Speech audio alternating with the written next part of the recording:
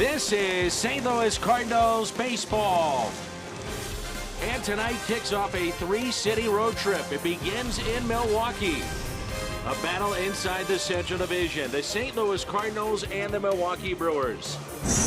And welcome to Cardinals baseball. That's the Cardinals Hall of Famer, Jim Edmonds. I'm Dan McLaughlin. Jim Hayes is here as well. The Cardinals start the road trip with one of the game's best right-handers, who's been very good in Milwaukee and against the Brewers overall, and that's Carlos Martinez. Yeah, it's been a very good team for him. He comes into this ballpark and pitching against this team and been very successful this far in his career. So we're hoping he can go out today and keep that going. The numbers impressive since 2015, a record of 5-1, the ERA of 1.68 against Milwaukee. Jed Jerko, good numbers off of Jimmy Nelson, good numbers at this ballpark. He's in the lineup, and baseball is coming up.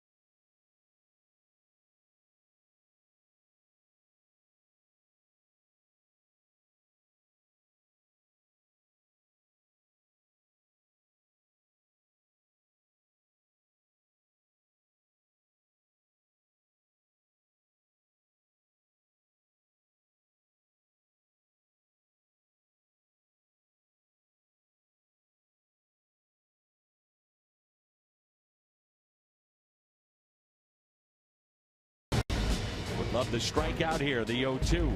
Got him. The 2-2. Struck him out. Rosenthal comes in and shuts the door here in the 8th. The 0-2. Got him. This is impressive. Ends it with a strikeout. 101. Wow. And a strikeout to start this 9th inning. Back-to-back strikeouts.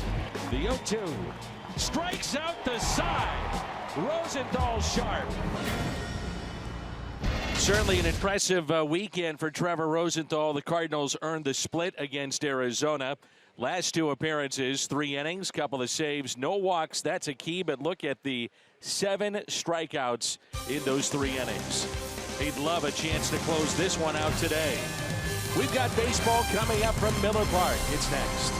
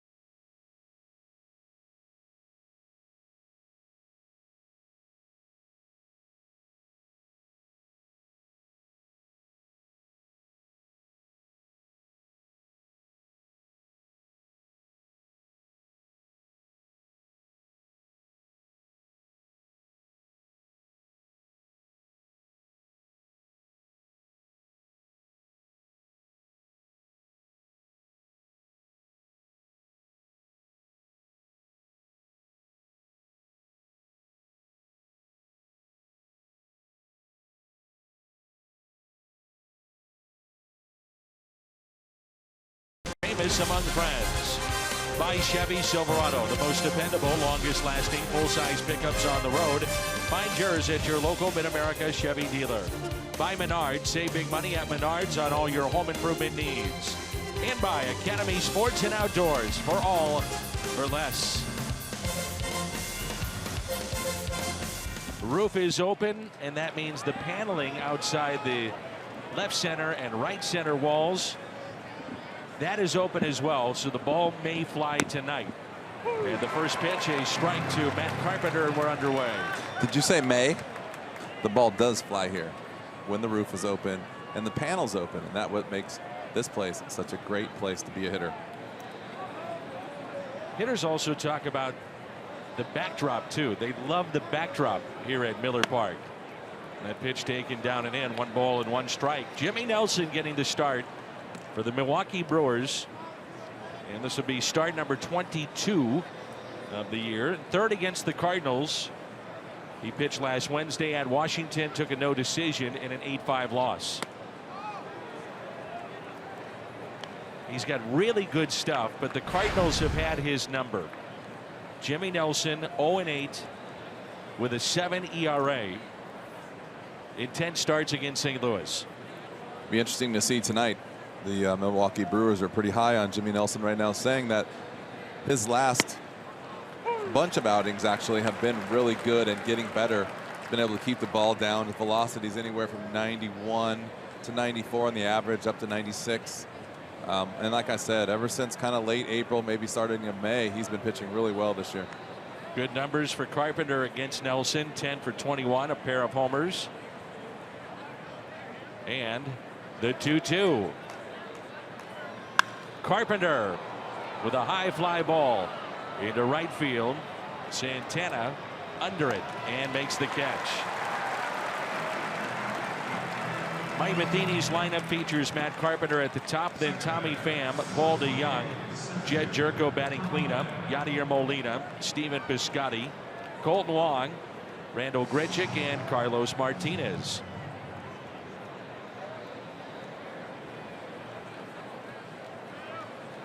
Here's Tommy Pham. He'll be in center field tonight. Grichuk will be in left. Piscotty, he's returned, and he's in right field. That pitch is popped up. Thames is over near the seats, reaching in and on a play.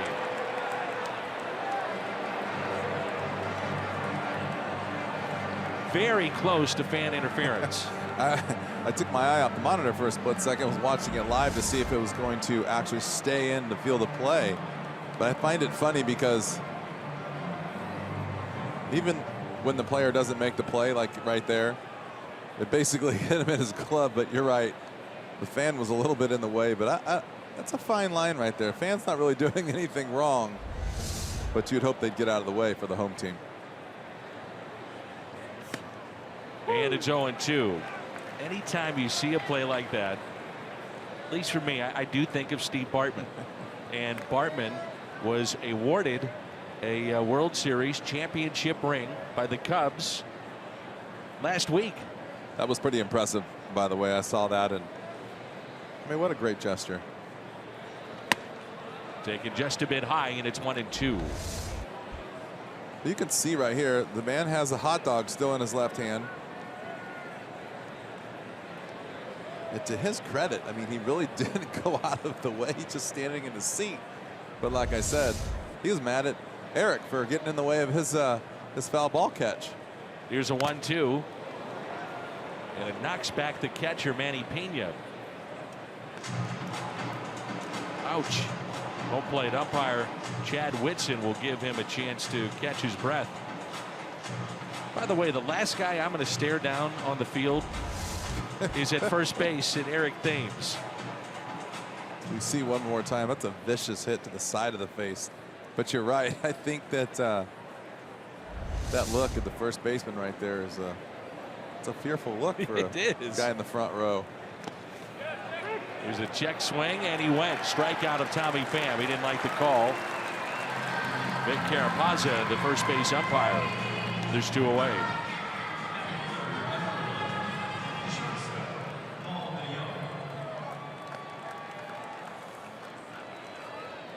Pham and DeJong last month, the BJC Healthcare difference makers, putting up big numbers and keeping the Cardinals in the race in the Central Division. They pretty much did. These two young men did a great job in the last month of really carrying the team a little bit. And not only with the numbers there were some timely hits and home runs. And I mean, that's the kind we talked about it in the last series that I did about home runs. Really, I mean, playing well and base hits and stuff and scoring runs, but home runs really energize a team, just like shutout does for a pitching staff. So those were big home runs last month. And DeJong can go 1, 2, 3 at bats, and all of a sudden he comes up late in a game, 7th or 8th, and because of his power, keeps you in games. Yeah, that power and his ability to kind of block out some previous at bats, but I think most guys can do that. But his power is so right on the money. I mean, it's like he does a good job of staying behind the ball, using his legs, driving the ball to right center and left center field, that he is just one ball down the middle of the plate away from at least a solo shot, if not with guys on base. A couple runs really quick. Here's a 1-1. He led all rookies, not just in the National League, but the entire game in July in home runs with 8. Also hits 28. He was recalled back on the 15th of June. And since that time, he's popped 13 home runs. So he has been really good. A ball and 2 strikes on Paul DeJong. Fouled back.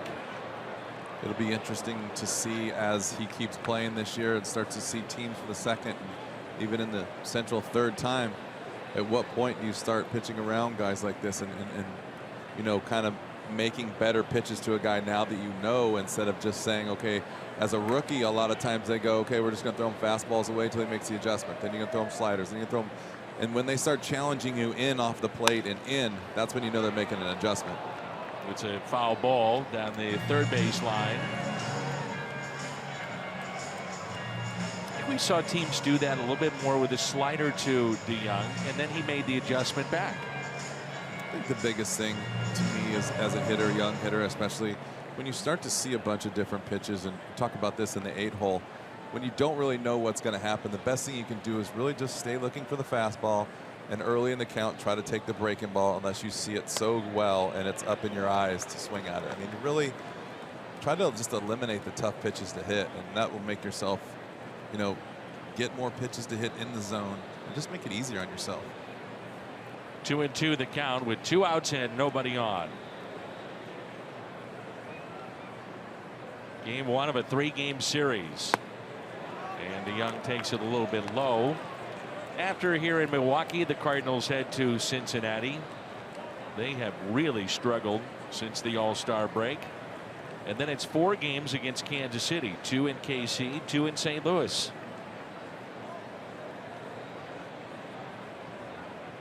3-2.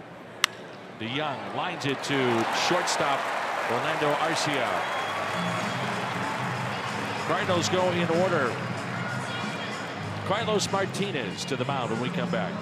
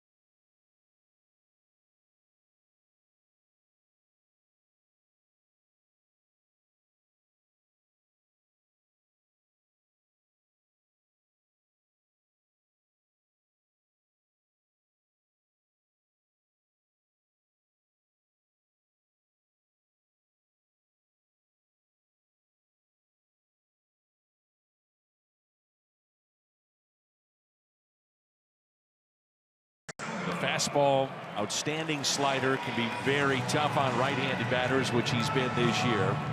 Month of July took a little step back, and I throw the wins and losses out the window. I mean, this guy's got nasty stuff. It's about run support. It's about defense behind you that sometimes doesn't add up to a win. Yeah, it just, for this young man, has been still consistency has been the key. I feel like he's been a whole lot better since that first down spell, which was like, you know, like you said, the April. It's just he hasn't really, it is consistency, then not scoring runs, and then the one big inning, and then the blow up. So it's like he's just on the verge of being the superstar that we talk about. As you see the order right there, I'll let you go ahead, but he is getting really close. So Sogard will lead it off, and the first pitch is taken up and away. Hitting .297, 3 home runs, and is driven in 14.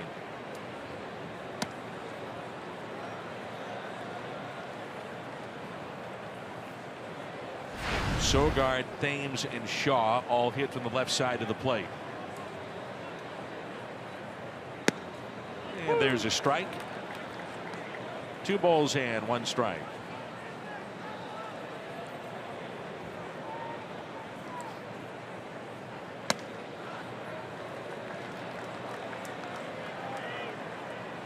So when you look at this lineup, 3 of the first 4 from the left side of the plate, then all righties.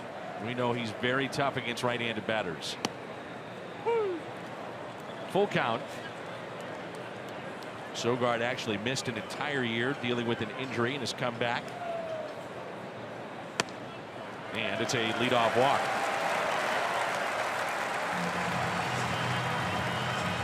Brings in Eric Thames, a slugger with 24 home runs. He's driven in 45, and we talked about it, Jimmy. Tremendous power. He's our Kia in the driver's seat. Yeah, you can see here tremendous April, obviously, with the home runs and pretty much everything. And he was the story of baseball for almost the entire first 2 to 3 weeks, and then all the way through April. And you know, they're asking, is he cooling off? I think what happens is when you take off and you're an unknown, and what we were talking about with DeYoung is they make adjustments, and sometimes it's not just the adjustments to get you out, it's the adjustments to pitch around you, give you less opportunities to drive in those runs, and give you little or no opportunities to hit the big home run with the game on the line from now on. We all know that he can hit the home run, so why are we pitching to him anymore? So look to see how that plays out, but those numbers are what I think justifies what we've seen, kind of him tailing off a little bit. 1 ball and 1 strike. You're right, he was the story of baseball first month or so. Rightfully so. Yeah. Remember, he replaced Chris Carter, who had 41 home runs last year.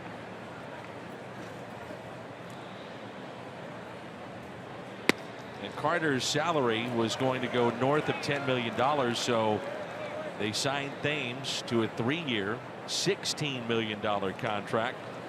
And the numbers that he had in Korea are scary. Average, home runs, RBIs. He did it all over there. The 2-1 pitch. Ground ball and fair. Inside the first base line. Thames on his way to second base. Throw by Piscotty, not in time. Runners at second and third and nobody out.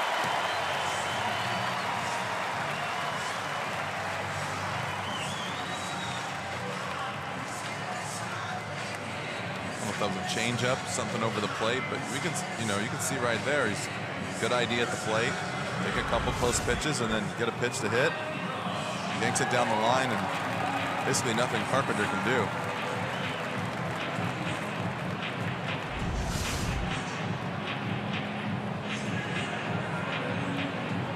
Brings in Ryan Braun, runners at second and third.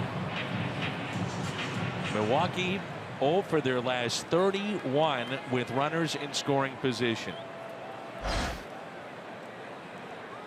That's some kind of streak right there. Woohoo. Sure you got something on that streak. The Phillies, they set the all-time record. The 1974 Phillies went 0 for 67 at one point. And they had a good team. Larry Boa, Mike Schmidt, Jim Lonborg, Juan Samuel. I mean, there's some big names that were on that team. Von Hayes, another one.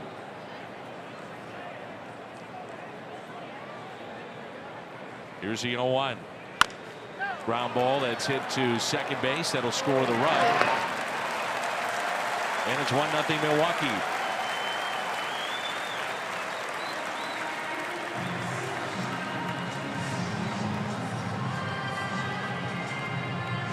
Cardinals defensively tonight. Randall Grichuk, Tommy Pham, Steven Piscotty in the outfield. Jerko, DeYoung, Wong, and Carpenter on the infield. Molina's behind the plate. And that's brought to you by Dobbs Tire and Auto Centers. Infield drawn in here in the first inning. This is Travis Shaw.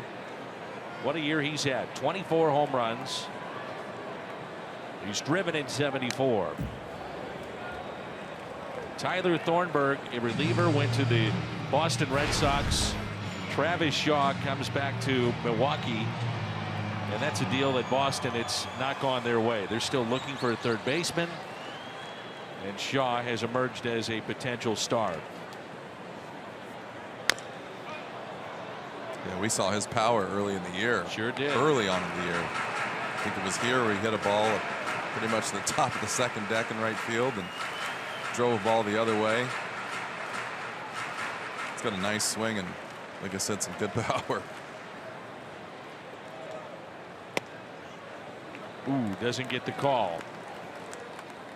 Interesting to see the infield drawn in here in the first inning. It is. Looks like Mike knows there's a potential for a pitcher's duel here. Yeah. And you got guys on both sides that are well capable of throwing shutouts and keeping a team at bay. So it'll be fun to watch as this one goes along with situations like this come up in the first inning.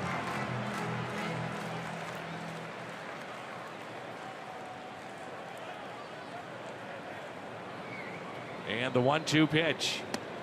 Struck him out on a high fastball. And the first strikeout for Carlos Martinez. Little reach back right there, 98 miles an hour. And that's the thing. Every time he gets the opportunity, or there is an opportunity out there for him to use his stuff, get a chance to strike somebody out, you got to go after it, especially with the man on third. Domingo Santana, the right fielder, hitting .285 with 18 home runs. He's driven in 57.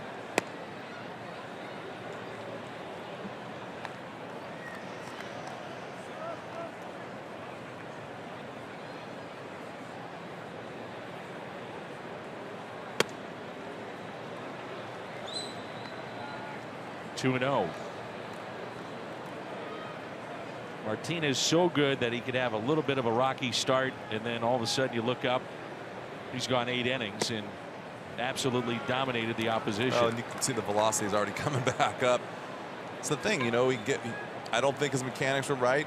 First at bat, he was kind of just missing. It didn't look like he was finishing, and that's the thing. Now you got a guy on first base with the walk, and then Eric Dames does a good job of hitting the ball down the line. Now you got second and third, and all of a sudden you're in a hole, and now you got to pitch. And what's pitching to him is the velocity goes up, and then that just makes all of his stuff that much better. Up the middle, Wong couldn't get there. And a 2-out single makes it 2-0.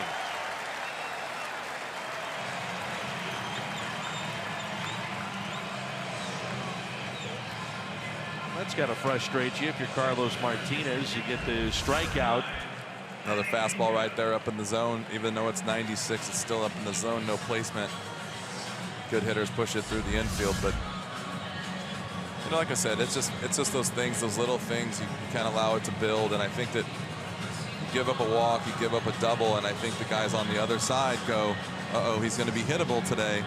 Let's bear down and take advantage of this opportunity. Now we got second and third with nobody out. You see Ryan Braun, nice and easy, veteran, just pushes the ball over to second base, drive in a run, and then a little bit of momentum will build.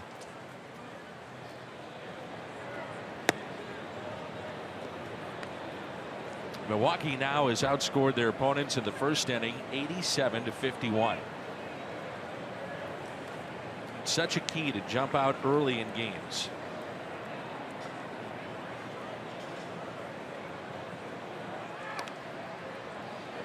The base hit, snaps an 0 for 33 with runners in scoring position.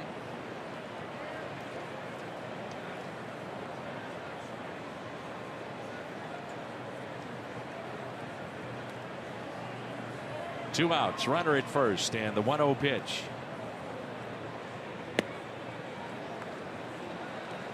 It's turning out to be a fairly lengthy first inning too. So they've not been scoring runs. The pitching has been so-so, and that's why Milwaukee finds himself out of first place in the Central.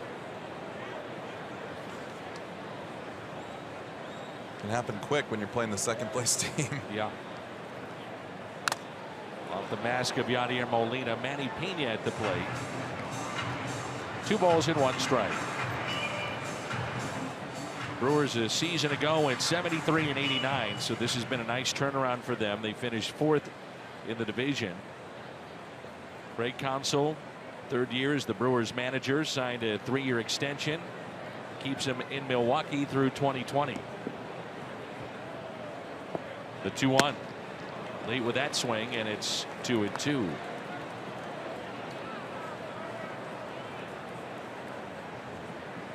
Craig was working in the Players Association when he got the call from the Brewers. He's a hometown kid. Dad worked for the organization for years.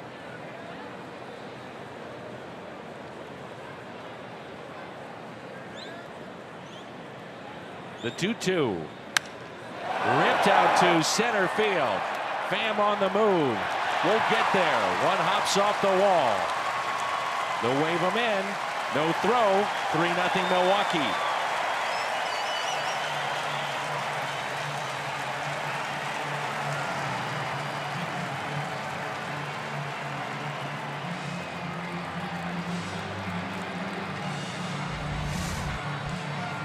See the pitch location right here. The pitch before was 98 miles an hour and right by him. So what does he do? He comes back with 100, but it's up in the zone again. And as a hitter, if you're embarrassed once by a fastball, you're not going to be embarrassed twice. And so he was ready for the 100-mile-an-hour fastball. Derek Lilliquist out to visit with Martinez, and that's a one-sided conversation.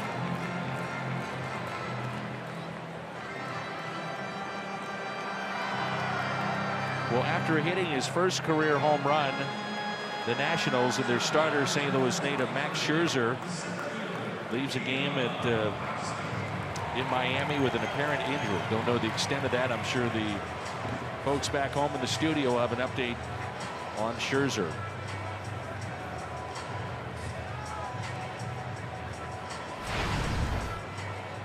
Here's Keon Broxton, 3-0 our score.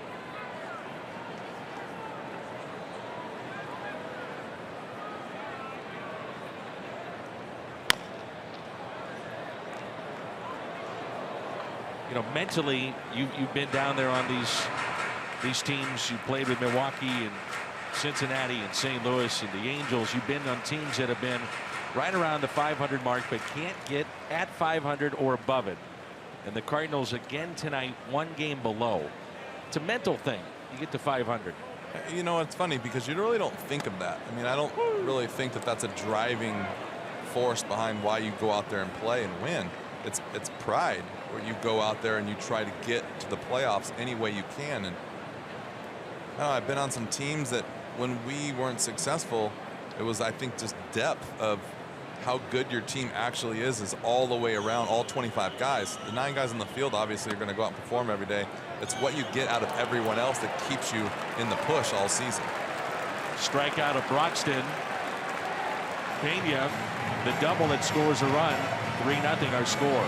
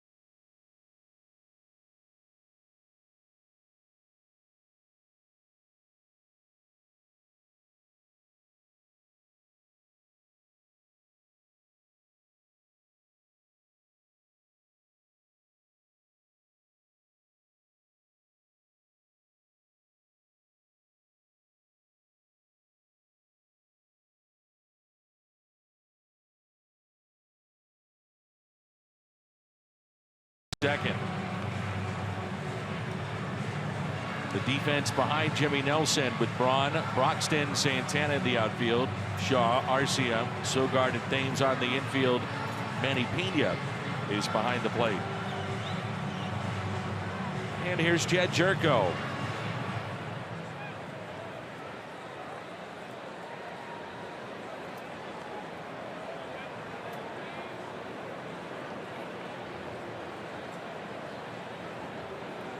shift on for Jed.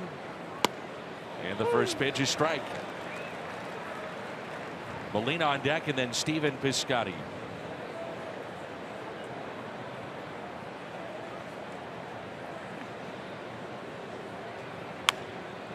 Tapped foul, and it's 0-2.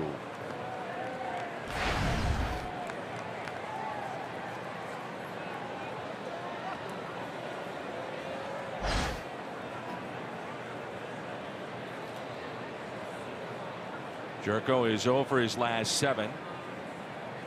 Pitches 167 during the homestand. The 0-2 and a strikeout. Second of the night for Jimmy Nelson. Missouri Lottery Fox Tracks. See, the thing he does here is the Brewers were talking about with Jimmy Nelson is he keeps the ball down, and then elevates with the fastball. So kind of lull you to sleep, hits the corners, keeps the ball below the knees, and then that 93, sometimes even a 96 up, and that makes a fastball look so big it's hard to lay off.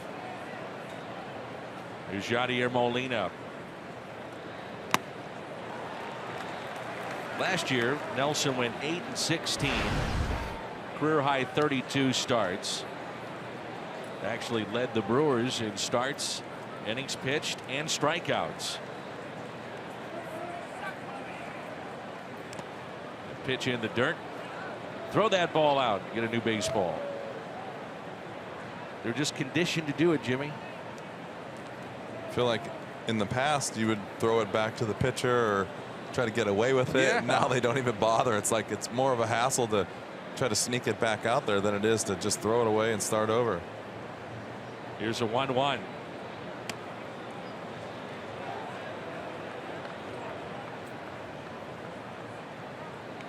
Beautiful afternoon that's turned into a beautiful night here in Milwaukee. Roof is open here at Miller Park.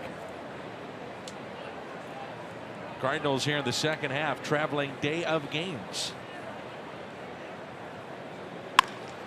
Little grounder that's hit to short. Arcia makes the play. RBI Baseball 2017 is out now for Xbox, PS4, and Android. Fast-paced, pick-up-and-play Major League action. Learn more at RBIGame.com.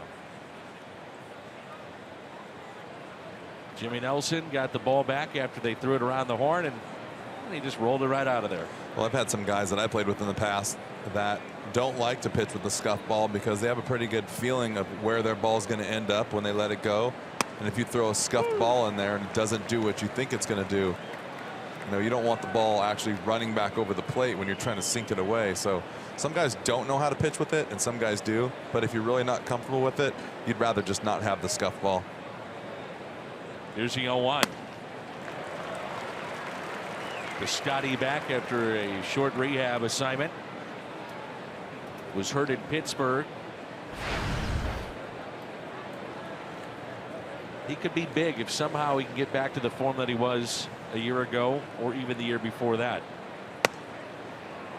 Yeah.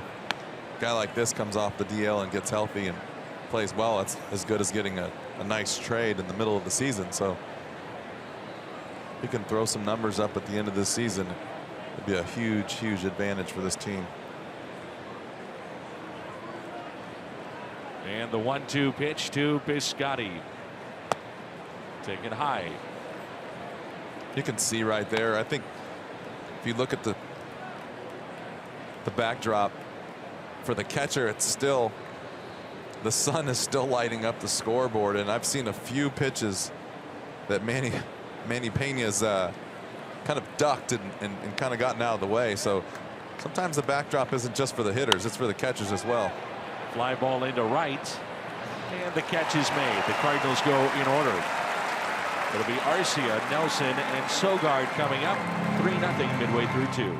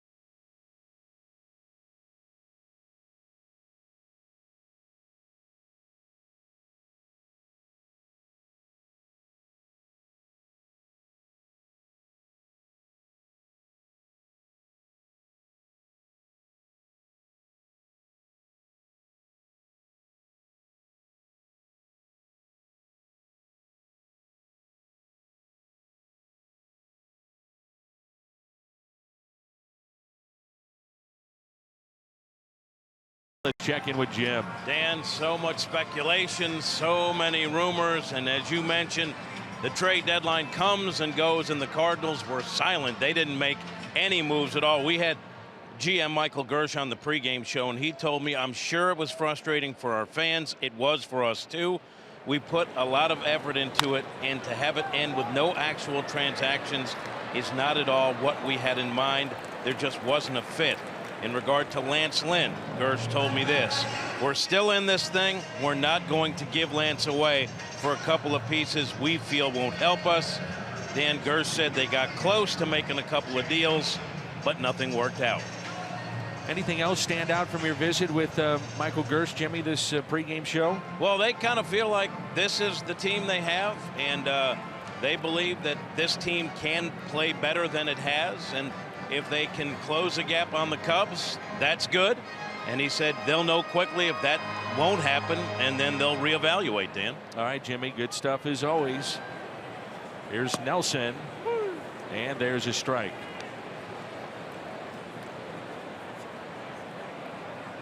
Batting .091. No home runs, couple of RBIs.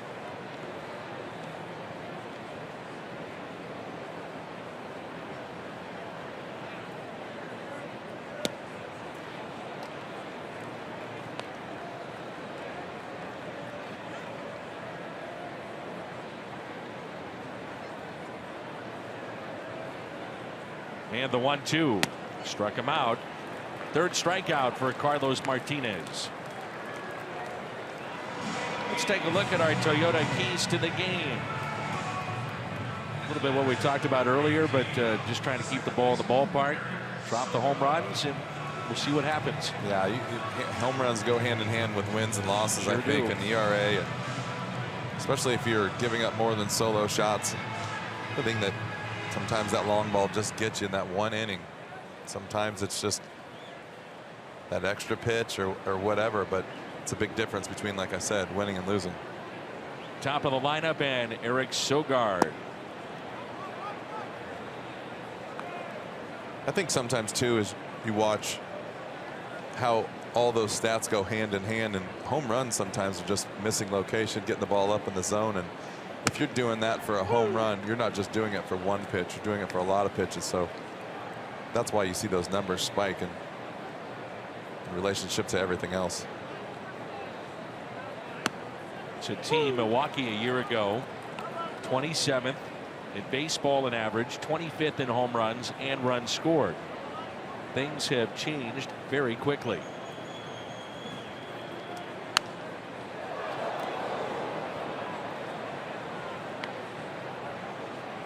Team that hits for power with Ryan Braun, Thames, Shaw, Santana with 18 home runs. And they also run. We talked about early in the year. I thought this would be a team that would surprise some people this year with their ability and their power. And just like the Cincinnati Reds, I did not expect to see the Cincinnati Reds turn into what they've turned into. But it still is hard, even though you have talent, to be able to play a whole season. So that's probably what you're seeing there. But these guys are going to be around for a little while. I noticed initially with Milwaukee the jump that they played with. A very athletic group. We saw them a bunch in the first couple of months. Just played with athleticism and with a jump.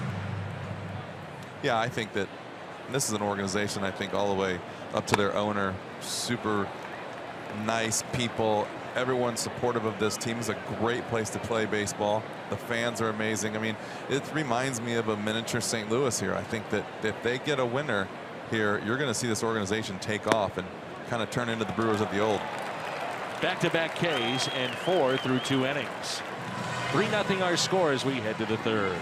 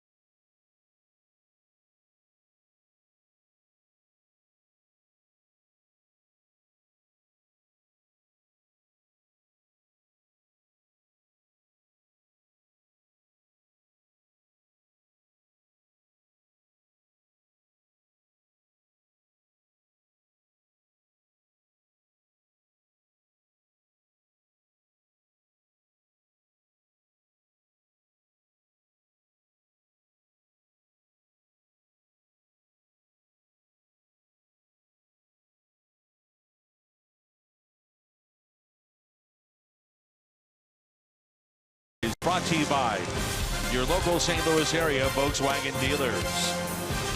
And by Academy Sports and Outdoors, for all for less. 3-0 our score. The top of the third rolls in here at Miller Park. Jimmy Nelson 6 up, 6 down with a couple of strikeouts, and here's Colton Wong.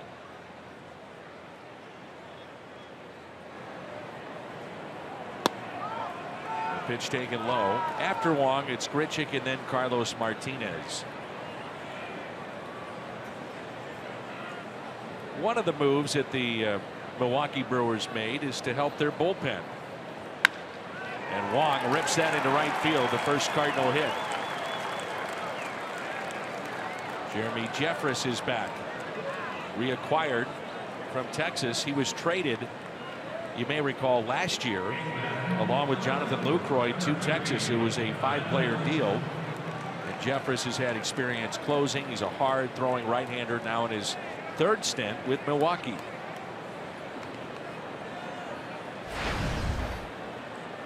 Here's Randall Grichuk, who was rumored to be going everywhere. And here he is with St. Louis. Like I said, the ones you hear about are usually the ones that don't pan out. Right.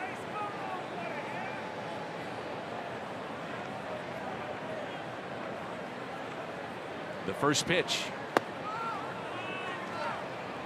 It's human nature, right? I mean, the guys now are on their phones or iPads nonstop. They see the rumors. They see what's written about them and what's being talked about. Now that the trade deadline has come and gone, you know, for at least the time being, the next 2 months, you're here.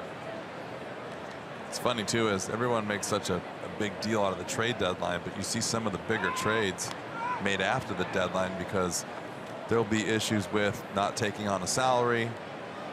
Watch guys sneak by the waiver wire. It's really weird to me seeing how many kind of big deals are made after the deadline and knowing that there's a deadline. You know, it's bizarre, and I think people kind of fall back asleep on the trading block, and then all of a sudden, boom, there you go. Grichuk with a fly ball lifted down the right field line and out of play. By the way, I completely agree with you that if Milwaukee can stay in this, you will see huge crowds, and they are a city that really gets behind their teams. You know, Milwaukee had a real tough run there for a while, and then got into postseason play with Ned Yost. They lost to the Cardinals in 11, but had 2 different stints getting into the playoffs, and they were drawing big crowds at this ballpark. You know, it's funny playing for the Cardinals for so many years. When you come here, you see a lot of red, so you don't really think much about the fans. And then when you play for the team, the home team here in Milwaukee, you realize that the fans do show up, and then makes me think sometimes that there's a bunch of fans that just don't want to come out and deal with the red St. Louis Cardinal fans. And then obviously it's a Tuesday night too, so it's a little quieter, but I was surprised. I was pleasantly surprised at how good this place was to play, top to bottom. Can't beat the weather in the summer months here too. Fun place to be. 1-2 the count here on Randall Grichuk.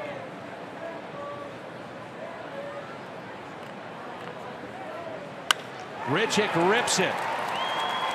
Braun won't get it. Wong flying to third. They'll wave him in. Relay to the plate. He is out. He held on. What a play by Manny Pena.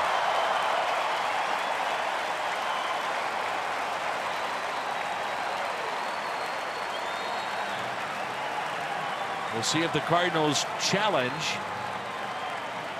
There's a couple of different ways to look at it. Number 1 will be the tag. Number 2 will be, is there a lane for the runner? The problem is there's so much gray area with that if the throw takes you up the line, there's nothing a catcher can do right there. Nope, there's nothing you can do, and that's a great throw and a great job by the catcher, because that's basically old school baseball right there. You got to play at the plate. You're going to catch the ball and get in the way of the bag, of the plate.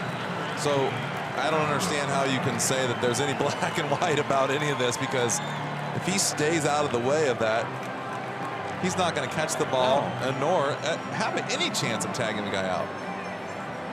Great job here by catching this ball and then just using his instincts to just kind of cover up. I think he knew he was going to get hit, even though we do have a rule about that. The problem is with that rule too, in my opinion, for the runner, is that he comes up a little short on what he might do at the plate. In this day and age, they don't want you running into guys, but I think that the only thing you can do as a runner there is try not to obviously slide directly into pads. But if you see the catcher going to his left, you want to slide to his right and vice versa. So sometimes it's awkward at trying to slide on the infield side of the bag. But when you see him start to slide over towards the on deck circle or the right-hander side of the batter's box, you can shift your weight and try to go past him like you would another bag and just kind of slap the plate with your hand. But that's just a tough read all the way around. I think Wong is maybe explaining it to his teammates. I don't know where to go. What am I supposed to do as the runner? Again, if the throw takes you towards one direction or another, the catcher has the opportunity to go with the throw. So you could be blocking the plate.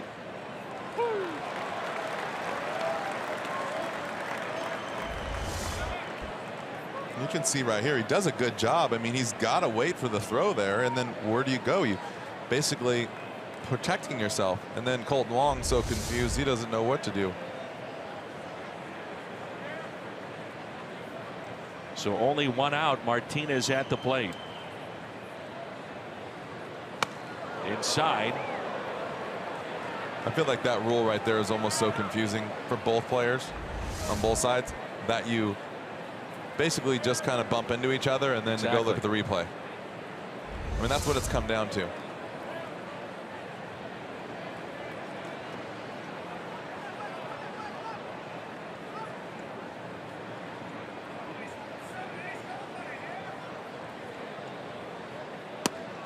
The late swing. Martinez slams his bat down and strikes out. So Jimmy Nelson with strikeout number 3.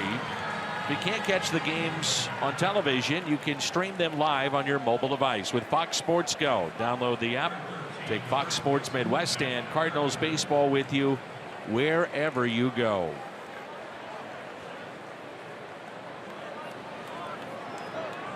An inning that began with a lot of promise. Now the Cardinals are not away from not scoring.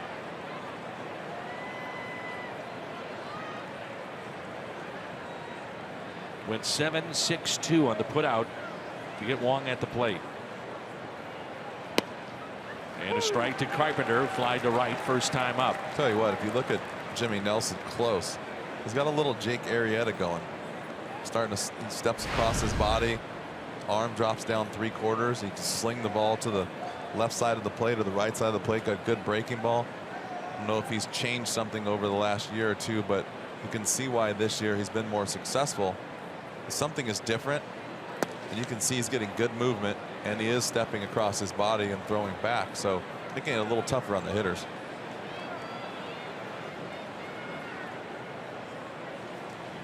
One ball and one strike.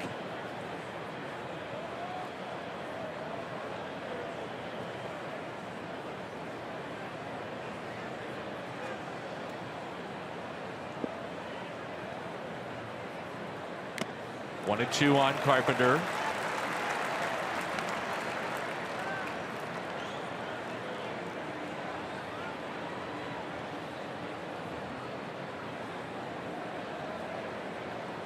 Three fielders on the right side. Center field fairly shallow for Carpenter. It's Keon Broxton who can really run. And the 1-2 struck him out. Nelson strikes out his 4th in this game.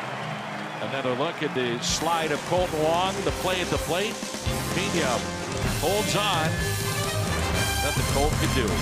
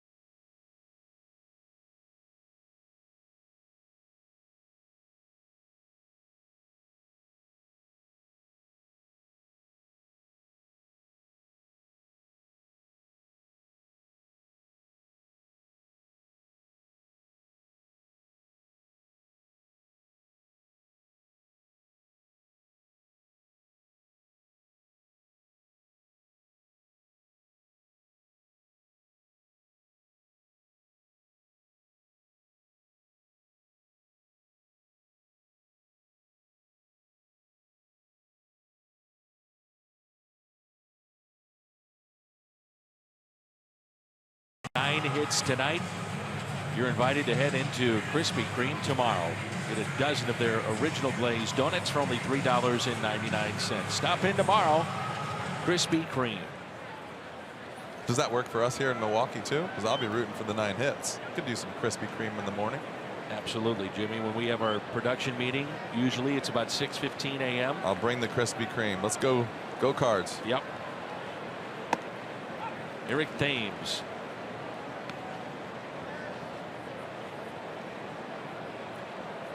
He said something really interesting earlier in the season when he was having all the great success. He does visualization, and he said it's really big with the players in Korea, and it's something he had never done before. And so now he's carried it over to the major leagues. And if you walk in the Brewers clubhouse at a certain time, there he is at his stall just sitting there, but it's visualization that he's going through. I think it's interesting because you were talking earlier about him and the numbers that he put up there. And I fall back on my experience in Venezuela, and I feel like when you start to get to the point where you figure that you can play with these guys at this level, and sometimes it's not here in the big leagues. When you see that, it's for me in Venezuela playing against guys that were in the big leagues already, and for him over there getting more confident, maybe hitting a breaking ball that he couldn't hit before. Exactly. Let's guys go to Japan for that, and everyone does some different stuff, and I think it definitely can improve your game. Said in Korea you see so much breaking stuff, and Martinez doesn't get the call. He was upset with it. He said now you wait, you let the ball get deep. He said I saw just a ton of fork balls with the pitching in Korea. Oh, and I think that what that teaches you is the philosophy that you never need to cheat. If you cheat from the fastball, you're never going to be able to see the off-speed stuff, and so he had to figure out a way to be able to do both. And that's a lot of learning right there on the hitting side, because I think there's a big gray area there of how to get that done, and everyone has a different view of how that's supposed to be done. Leadoff walk here in the third, and it brings in Ryan Braun. You played with Ryan Braun. You told me he always impressed you as a teammate. Yeah, he's a good teammate. He's a good player. I thought when he was younger he had a lot going on off the field. It kind of kept him from being really good, and actually he was really good, and I just took for granted watching him play because he was a visiting player, but all around good guy, and like I said, he's some kind of talent. It may be surprising for some that he's still wearing the Milwaukee uniform. Not necessarily at this year's trade deadline, but going into this season, as there's a lot of talk that he could head to the Dodgers. Didn't know if he would get traded or not, because he and Mark Antanasio are pretty good friends. Yes, they are. And I guess if you're going to trade him, you might have to go through the owner first. So figured as long as you were doing things right by the owner and he was paying you, you're probably going to wear that uniform for a while. By the way, that was Thames' 56th walk this year. That leads Milwaukee, and that's another aspect of his game that he's talked about, of being more patient in his return to Major League Baseball. Going back to what we always talk about, you got to learn what not to swing at instead of what you're trying to hit.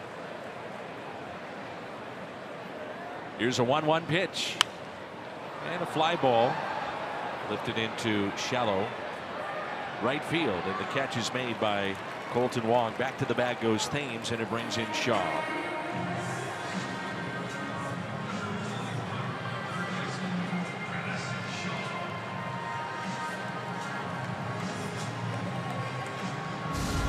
Kubota power stats, we talked about it earlier, but this is a club that can really slug. Only the Nationals with more home runs than the Brewers. Kubota power stats.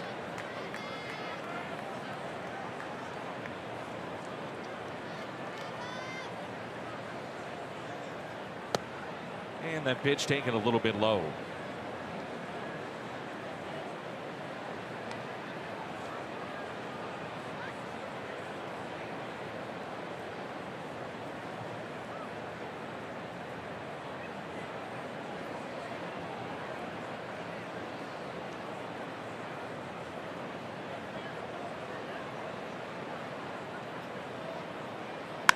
Ground ball that's hit to the right side. Wong spins out there. Double play. Nicely done. Colton Wong to start it.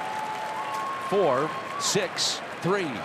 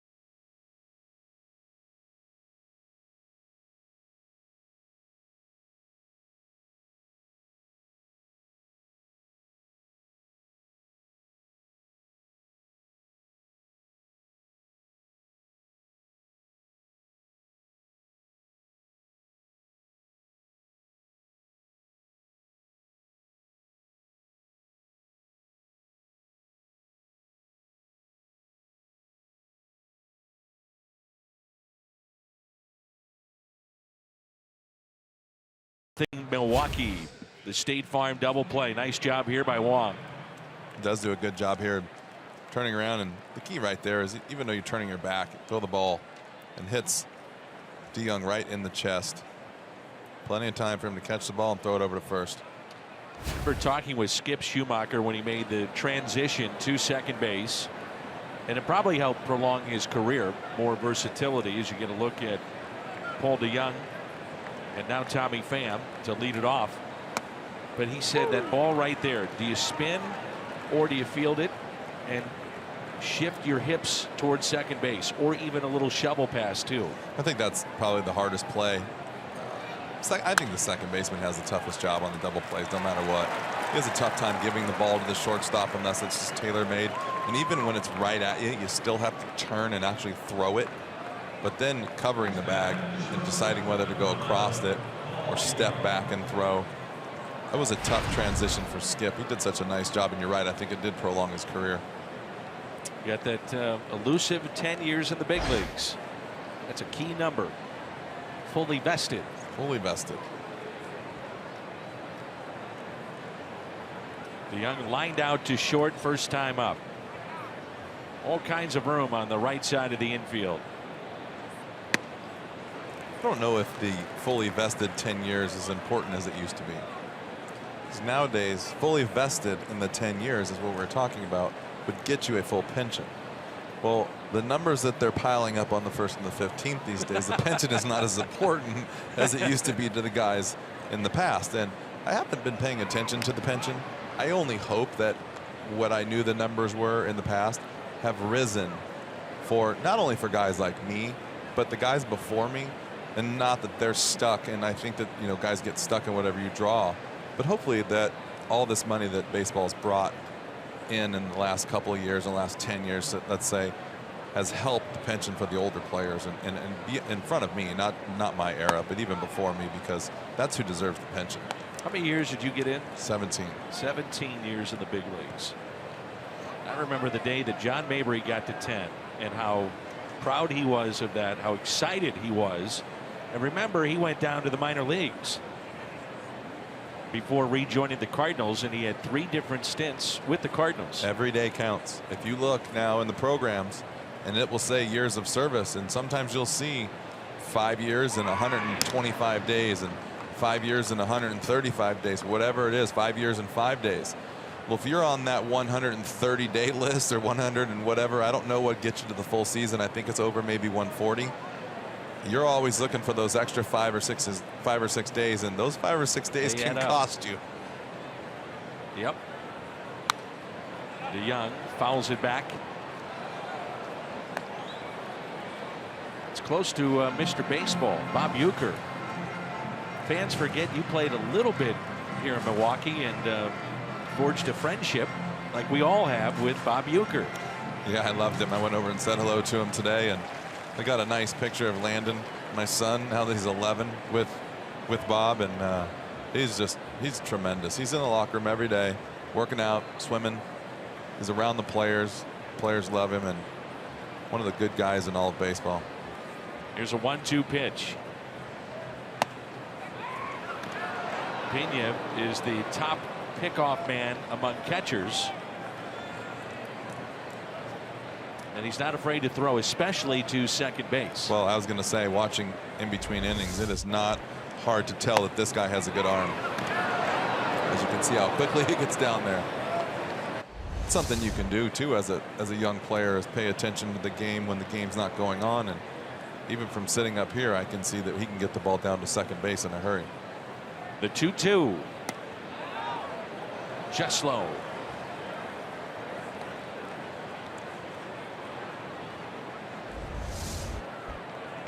Chevy Fox tracks. And DeYoung catches a break. That lower half of the strike zone on the outer half is sometimes a mystery. I think it's really tough for the umpires to. They say they know where the outside corner is, but I think it's tough sometimes with the catcher moving around. 3-2 pitch. Runner goes. DeYoung puts it in play. It's softly towards short. It's the second baseman that makes the play. That's Sogard, and Pham is in scoring position.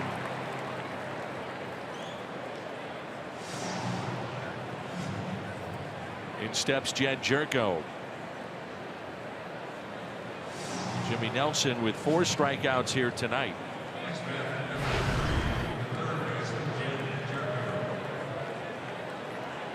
This year, we talk about strikeouts being up across the board. Jimmy Nelson, a good example of that. He's got 5 10 strikeout games. Prior to this year, he had only had 1 in his career.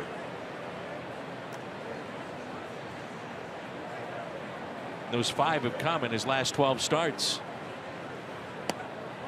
As Jerko looks at a strike. Big gap in left center for Jed Jerko. Rocket Arms, Rocket Mortgage by Quicken Loans, and the slider velocity. It's a hard slider at 89. Yes, sir. 0-1 pitch. Hit out of play, nothing in 2. Milwaukee's very own Bud Selig went into the Hall of Fame over the weekend, and the commissioner, Rob Manfred, is actually in attendance here tonight. And I saw him today underneath. Tries to make the rounds, at least get to every city one time throughout the season. I feel like that's half of your baseball season would be traveling from city to city, and to get in, watch a game, and get out, that's got to be an average of a 2-day span, at least the 2.5. Statue there of Bud Selig brought baseball back here to this region.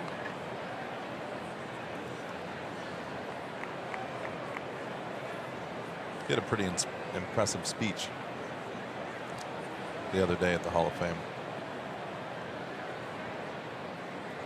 Here's a 1-2. Out of play.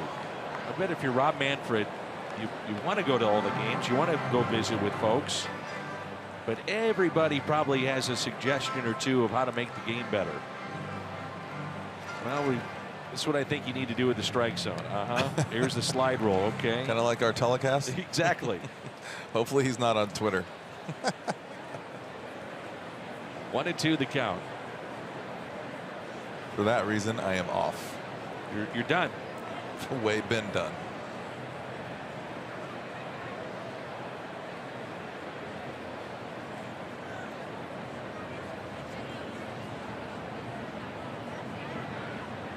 And the 1-2 fouled back.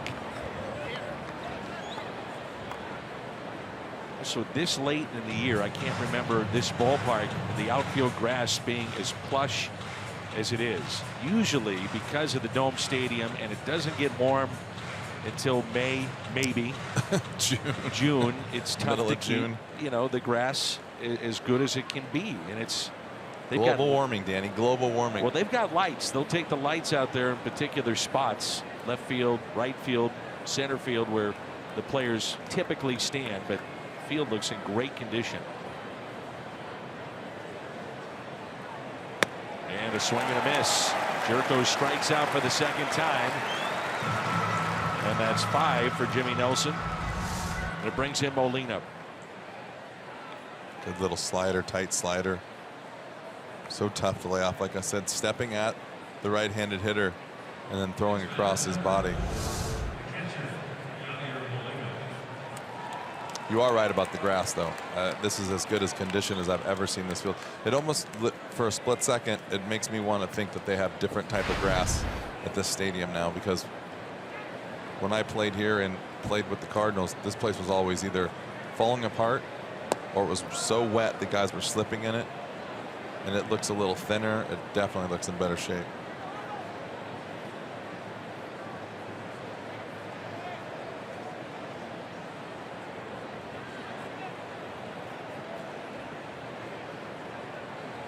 One-0 pitch to Yadier Molina. You see a guy like Yadi swing through a slider like that, you know it's late, it's hard, it's breaking. It's funky.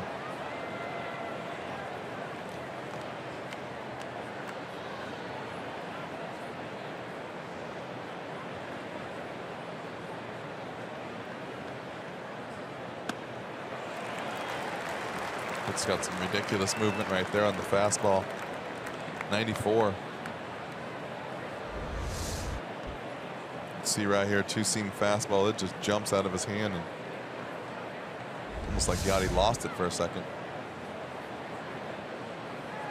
Runner at second, Tommy Pham, and a leadoff base hit. DeYoung grounded out. Jerko struck out, and the 1-2 pitch. Molina stays alive. You see that right there? Pena called for a pitch, and Jimmy shook him off. Jimmy Nelson shook him off, and Pena said, no, throw it. That's pretty good right there. That's a catcher getting a really good feel for what the guy at the plate is doing. Calls for the fastball in right there. He shakes it, and he said, no, go ahead. I like it.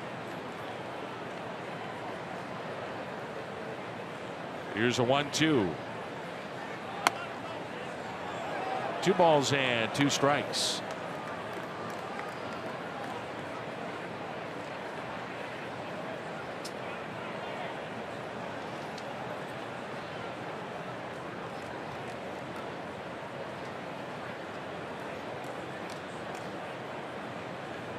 The 2-2 pitch. Molina, base hit into right. Pham being waved home. Throw to the plate. He's in, standing up, and the Cardinals get on the board. It's now 3-1.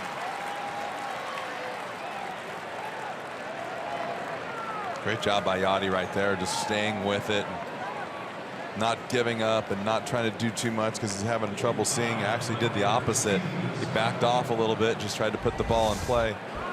You see here with just 2 outs, he just feeds the ball into right field, and 2 outs, the runner's got to score from second base.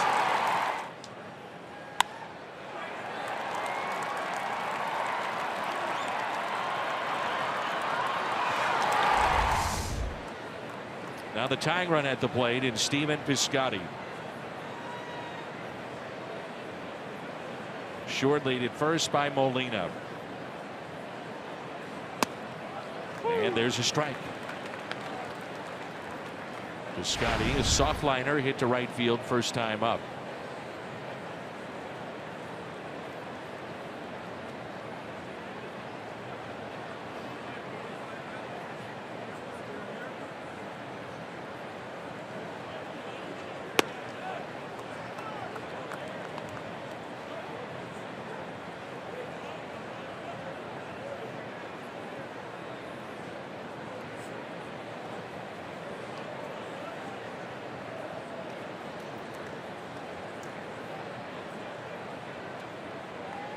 Here's a 1-1. Up and in. And now Pena out to visit.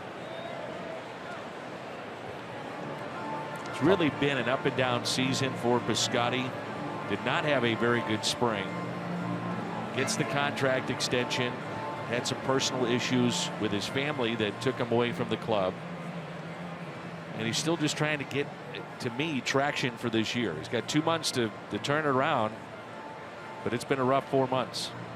Definitely has not been the same Stephen Piscotty, and a lot of reasons why. He's had a tough year, like you said, and just waiting for him to get back on track. The 2-1. Everything outside to Piscotty.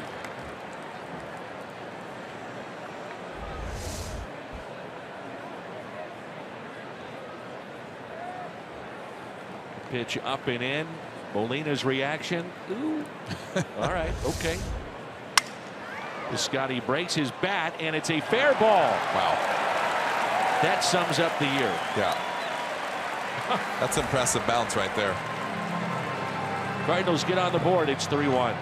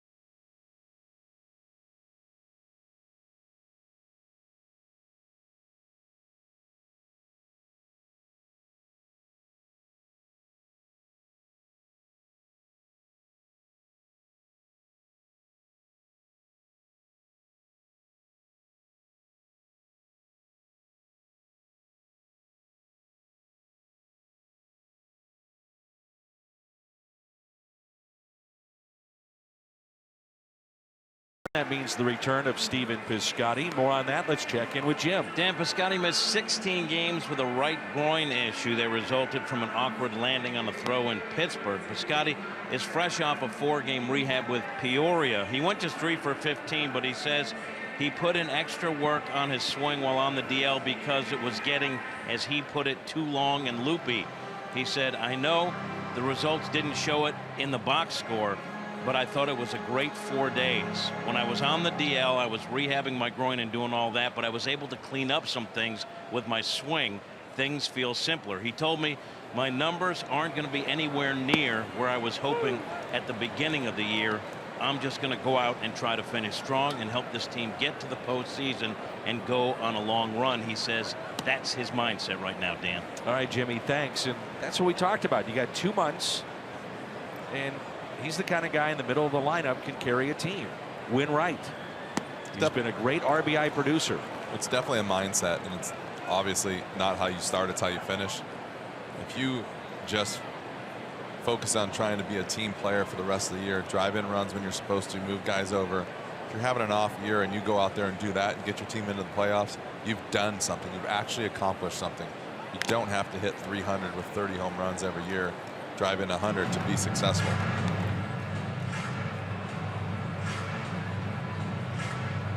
One ball and 2 strikes on Domingo Santana.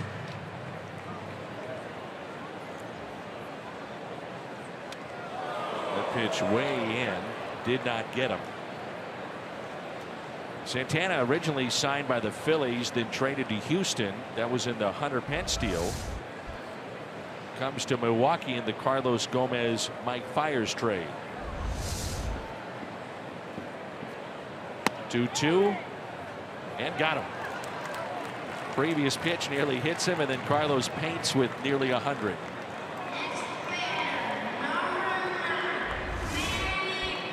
There's that little no man's zone right there for the umpire, and hasn't called too many pitches off the plate, but that one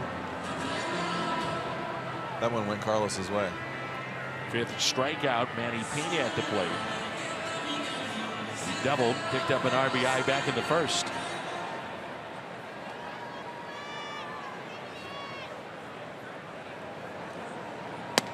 And a fastball that's taken high.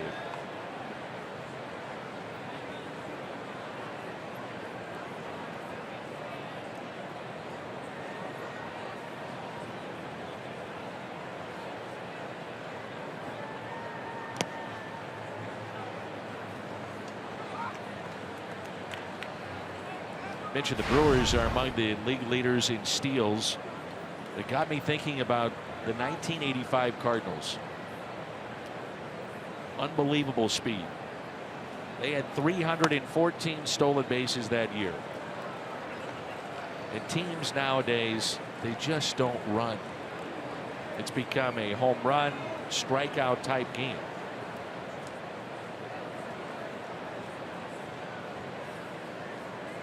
.30 pitch. And he walked him. And Martinez has to back away. He can't believe it.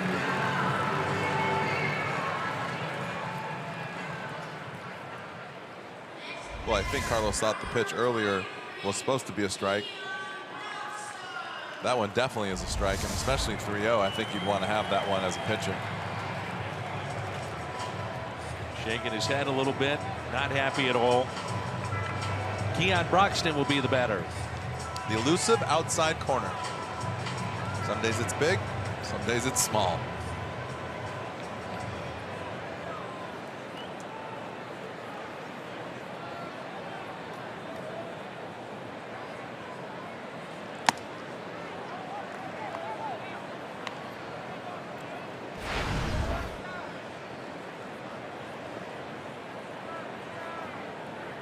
We have an unwanted visitor in the booth.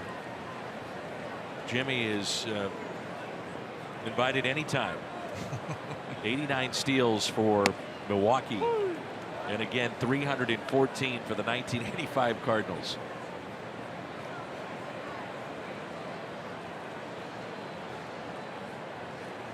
Leading the league in steals and home runs?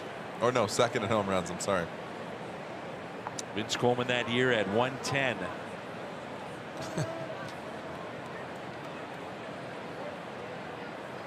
Imagine the havoc that they caused the opposition and a pitcher that's trying to give his catcher some kind of a chance.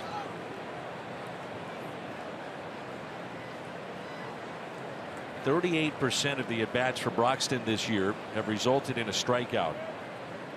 He has 125. Struck out his first time up, puts the ball in play and pulls it foul. Ball girl just took it off the chest. Stayed in front of it. Took it like a champ.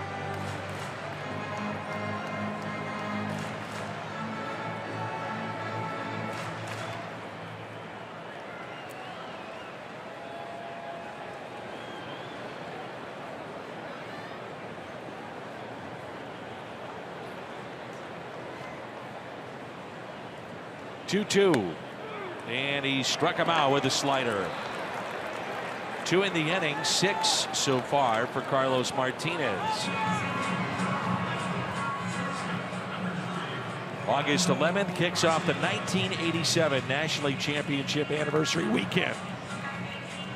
Presented by Heartland Coca-Cola. That day, 30,000 fans 16 and older receive an adult replica 1987 mystery jersey. That's Cardinals.com/promotions.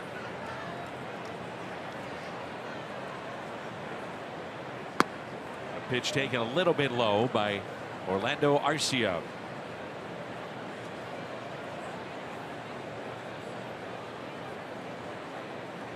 Grounded out first time up. 0 for 1. Runner at first is Manny Pena. that slider.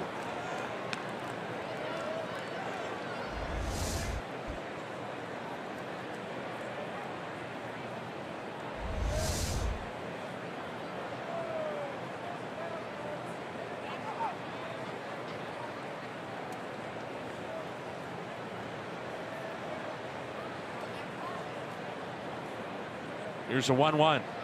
Arcia with a line drive into right. Piscotty is there, makes the catch. That sends us to inning number 5. 3-1 Milwaukee.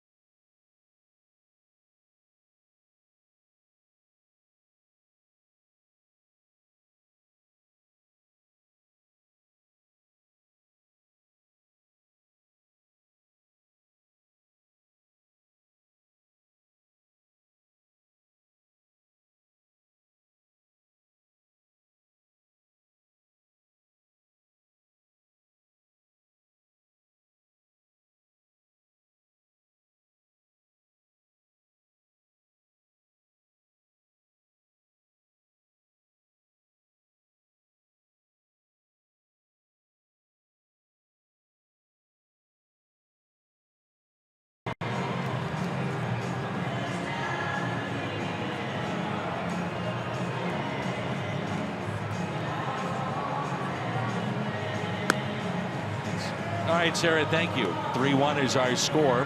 Top of 5. What really is an all-important game, all-important series for both these teams, trying to stay in the central race. Get into August, it has a different feel to it. It can be the dog days, but if you're in a race, you come to the ballpark, you want to be here.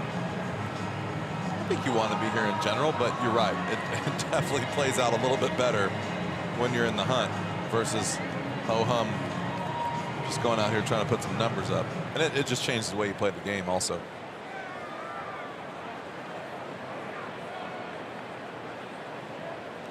Talking with many of the fans here today.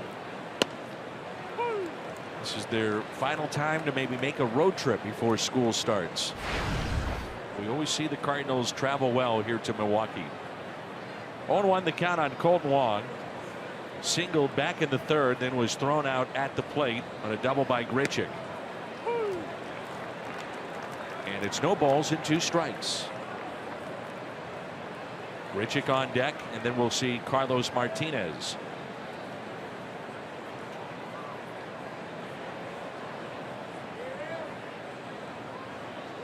The 0-2.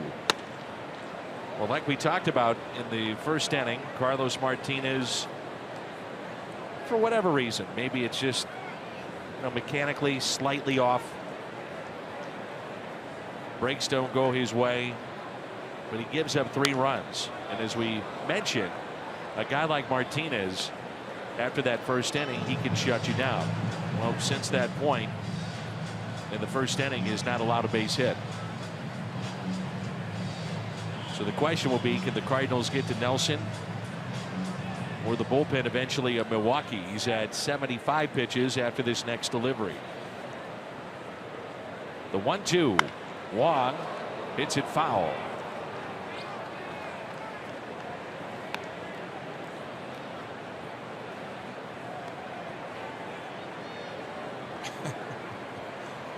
no chance the umpire saw that ball land in fair foul.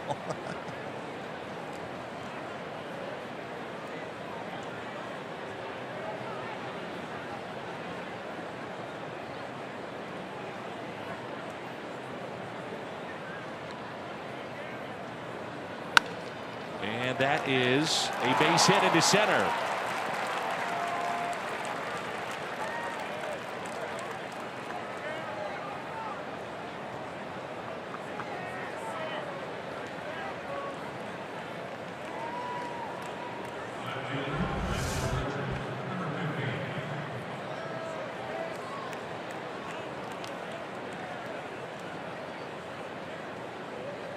Brings a tying run to the plate.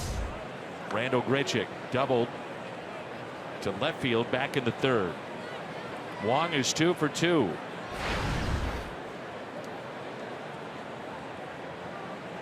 Grichuk with 13 home runs.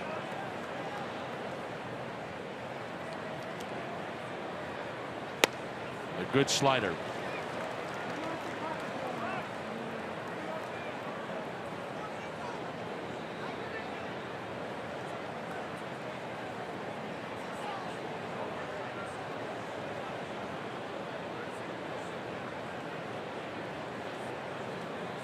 Here's the 0-1 pitch to Grichuk. Taken just a bit high. 1 ball and 1 strike.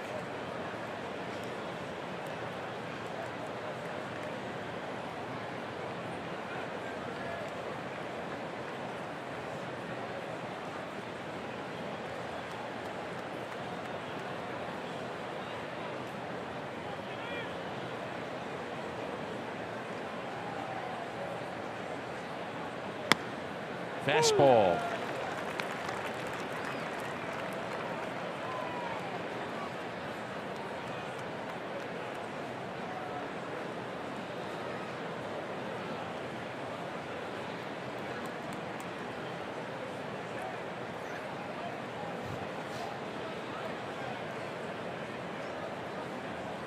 And the 1-2 pitch to the Cardinals left fielder. Put in play towards third. And across the diamond to get the shore out. I'm not sure if he would have had a shot at Wong. It would have been close. Academy Sports and Outdoor Leaderboard. Most RBI by pitcher. And the Cardinals have the top 2. Adam Wainwright 10. Martinez at 8. He struck out his first time up.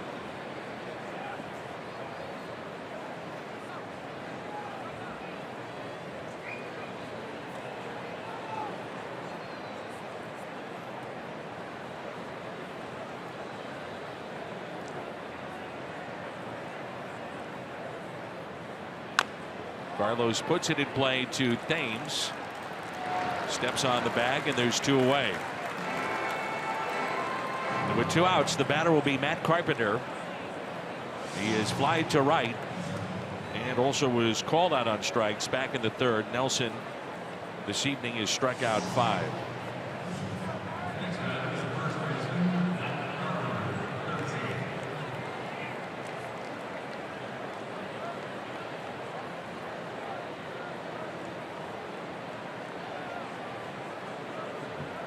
So that's the second baseman in shallow right.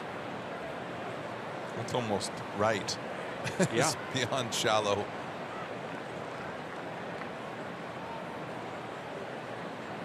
Carpenter could tie it with 1 swing. And there's a strike. I feel like that shot that we were just showing right there still gives you holes in your defense. I still think if he hits a ball right at second base, maybe to the right of where a normal second baseman would be, and he hit it hard, I think it's a base hit, and I think that's an out in a normal game. So I still think there's opportunities out there, and I don't think they're really covering everything. But there's definitely an interesting way you can read the shift from up here. Numbers bear it out. It's right around 75%. If he puts it in play, it'll be hit to the right side of the infield about 3/4 of the time. Like I would like to see the guy up the middle, whether it be whoever they put over the third baseman or the shortstop, over there more at second base. I feel like a hard line drive at the second baseman straight away still gets in that gap. Just to the right-hand side of that umpire, which would be a routine play for a normal second baseman. Here's a 1-1. Outside, 2 balls and 1 strike. I don't feel like Carp hits the ball up the middle in that spot that often. Also has the ability to bunt. Push the ball to the left side. I might take that right here, by the way. The bunt? Yes, with the third baseman playing where he's playing. That's why I bring it up, yeah. I mean, I can't tell you how nasty Jimmy Nelson is right now and if he's going to get a pitch to do that on, but that plays into it also. But definitely would thinking about that, because you need to get to 2 before you can get to 3. Well, now with a count of 3-1, look at where the third baseman is positioned. He's moved back to the shortstop spot. All he has to do is just tap it to the left side. And it all goes on how he's thinking about it. I can promise you. It all goes on how Matt Carpenter's feeling. If he's a little iffy right now, I feel like you can square around a bunt, and if he throws you a strike, you can get it down. If it's a ball, you take the walk. And he takes the walk. Tommy Pham will be the batter. August 13th, it's coming up. 30,000 fans 16 and older receive a coaster set, including 4 ceramic Cardinals themed coasters, courtesy of Coca-Cola and Schnucks. Get your August 13th tickets at cardinals.com/promotions.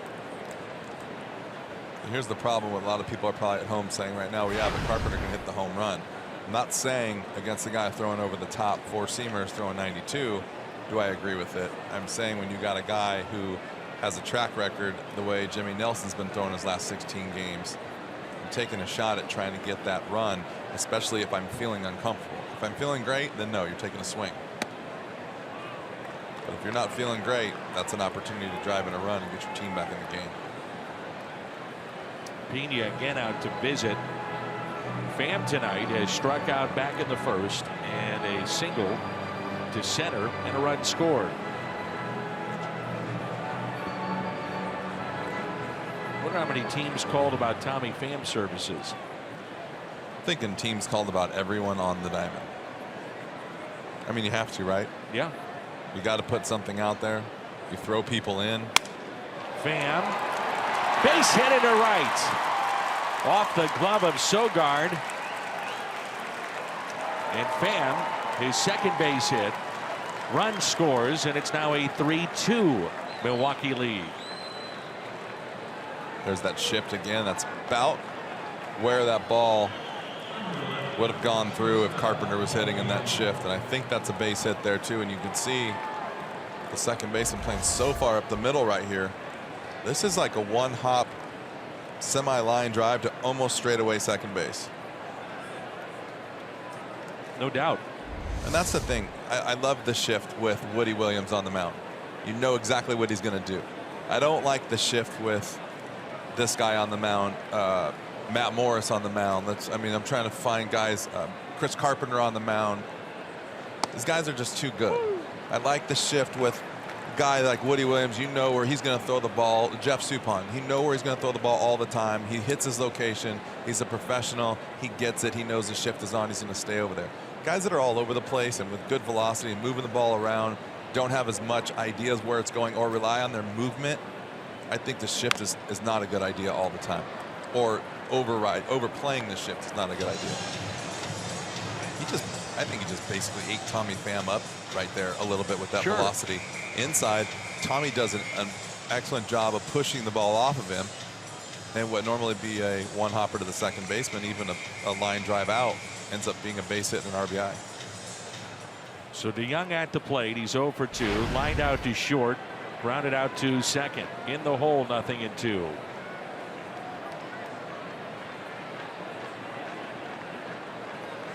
The next 2, Paul DeYoung. Don't you feel like there's so many guys out there you can play the shift with? Yes. And just from what you've been watching tonight, take the Yadier Molina at bat. He basically threw a slider that he didn't see. He threw an exploding fastball he had no chance on. And so if you play the shift, one way or the other, obviously not with Yachty, but he stays on it and just bloops the ball into right field. Well, how do you play the shift on that if that's the guy who's going to shift? He makes an adjustment. Control pitchers, I agree with you, or guys that have impeccable control. You know, even the hard throwers, like a Carpenter was a hard thrower, but Matt Morris in his prime could get it up there in the mid-90s. But yeah, with that I agree sinker and that velocity, it's too unpredictable. And that's what I'm watching here today. Maybe the velocity's not at the top of the game, but his ball is unpredictable right now, and it's just so hard to understand where the hitters are going to hit it.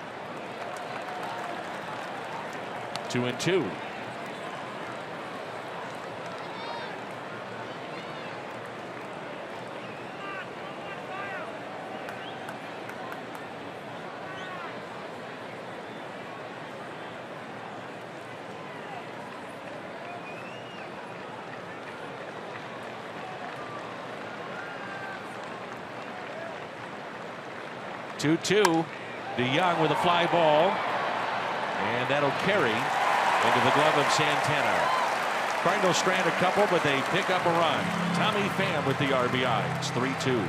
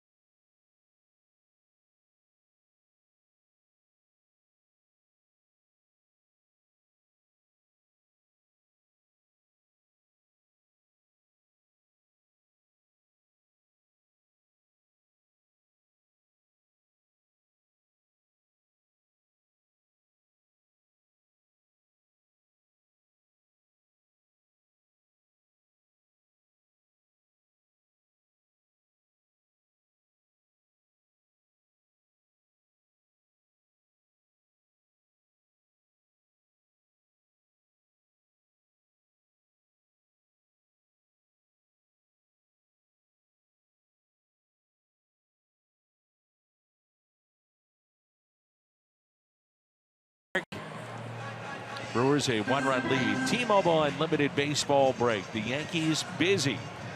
Sonny Gray, they added him late. The Dodgers, Yu Darvish, Tony Cingrani, and Tony Watson. All told, 15 trades, 21 teams involved, and 42 players moved.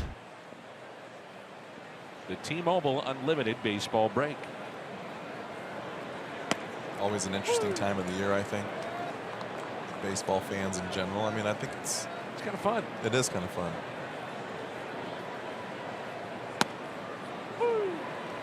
To me, the trade deadline and then hot stove when you get into free agency and the offseason, that's fun too. 0-2 pitch. I feel like the trade deadline is a little bit more exciting, and it's a little bit like the lottery. Like you're just kind of waiting for that, and then bam, it's on you. And then all of a sudden names start popping out of a hat. Maybe because there's a deadline and not so much like the free agency in the offseason when kind of not paying attention. I don't know. It's kind of fun. But then I find myself not paying attention and just let me know what happens at the end. It's like a good movie. There you go. Or a bad movie. Sorry. 2-2 is hit out of play by Nelson. I feel like when your wife wakes you up and tells you the ending. This is what happened, babe. You just saw it right there, all the trades. 2-2. And he strikes out Nelson. That's 7 tonight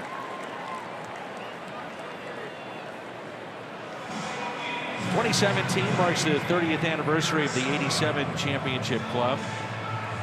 Weekend celebration presented by Heartland Coca-Cola. And we've got baseball cards to give away and also a home replica championship ring.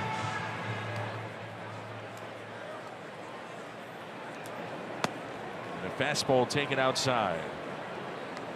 Sogard has walked and scored and also struck out. Ground ball to Young. 2 away. What do you think, Craig Counsell? I wonder if he just toyed with the idea of taking Nelson out of the game.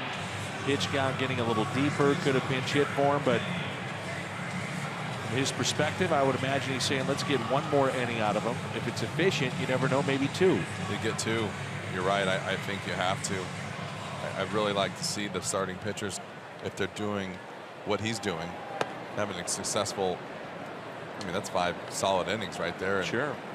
Without maybe a walk here and there, even more successful. So yeah, I throw him back out there as long as he can go. Cincinnati leads Pittsburgh 8-1. That's in the bottom of the 6th. And the Cubs over Arizona 6-0 in the top of the 3rd. I think for me, when you're what, 2.5 games out, this is when the pitch count stuff goes out the window for a while, and you got to win games. Got to grind it out. Got to grind it out, and you've just got to have communication with your players. He's fine. Everything's fine. You be honest. You know, you're going to hit. I need another inning out of you. If you can do it, 2 innings out of you. But the way you're going right now can't take you out. Thames with his 2nd walk, on base for the 3rd time. That's 4 walks issued by Martinez. His pitch count at 87. Nelson is at 94, 8 of 20 first pitch strikes. Wow. When you think about strike one, if you've got the stuff of Carlos Martinez, changes the entire at bat. Well, the difference between with Carlos Martinez and a hitter, the difference between strike 1 and ball 1 is ball 1 means I'm getting another fastball and I can guess at least for 2 more pitches when it's coming. Strike 1 means hold on to your hat. I don't know what's coming. Right. I mean, I'm not kidding. And that's just strike 1 means you might get 3 sliders. You might get 1. You might get 102. Ball 1 means I'm going to get a fastball between 93 and 96 to hit in the next 2 pitches. Pretty telling stat right there. He goes to 0-1, the opponent's 179 average. I mean, you can see how good he is, even still with just the 1-0. It's only 243, but that can be the difference in a win or a loss. Martinez now has retired 11 of the last 14. The 3 that have reached in that frame have been walks. He hasn't allowed a hit since Pena, the double back in the 1st. Ryan Braun at the plate. Picked up an RBI in the 1st. Also was popped out. It's even right there in that at bat. The 1-0 pitch to Ryan Braun. He's able to take that fastball because it's not where he's looking and not what he wants to hit. There's no way he wants a sinker in right there. Now he's only 1-1, and he can still be a little selective because he doesn't have 2 strikes on him.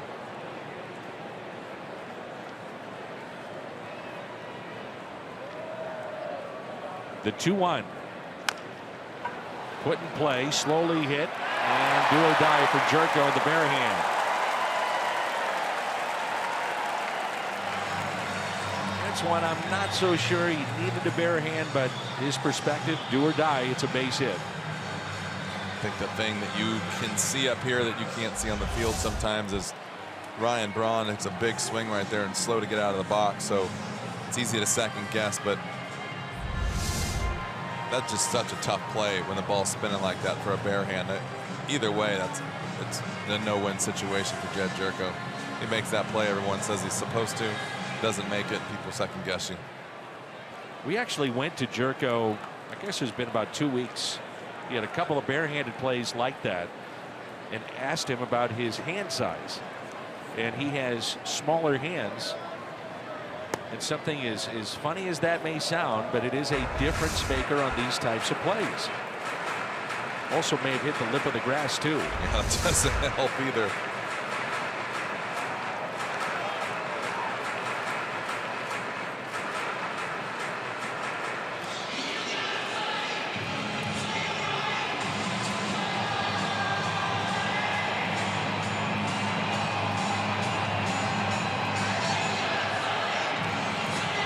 Big plate appearance in this game. 1-run lead. Travis Shaw, left-handed batter.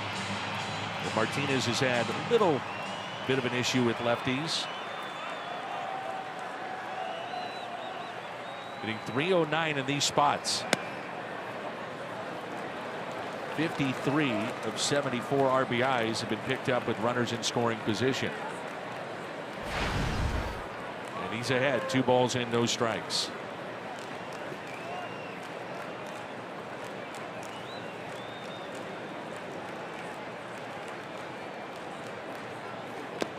Sure, part of that conversation with Molina is just to tell Martinez, look, you're making good pitches. It was a walk and an infield hit. First hit since the first. Bear down, get this guy, and we go back.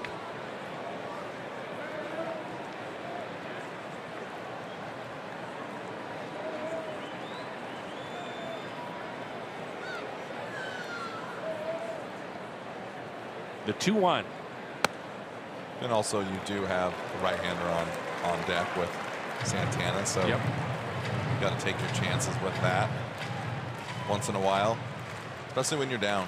You know, if you're down, if this is a 1-run game on the other side, I still say you're careful. I think you can be a little bit more aggressive knowing you have the lead. I think when you're down, you can kind of just play the game a little bit longer. Inside, and the bases are loaded. 5th walk issued by Martinez.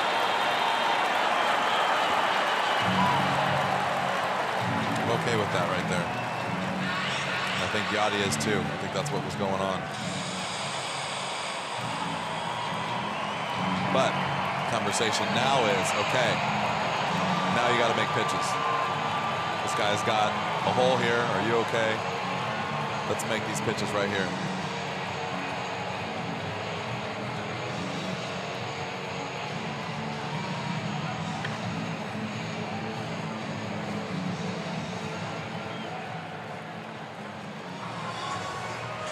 Right-hander for the Cardinals just got up and started to play catch.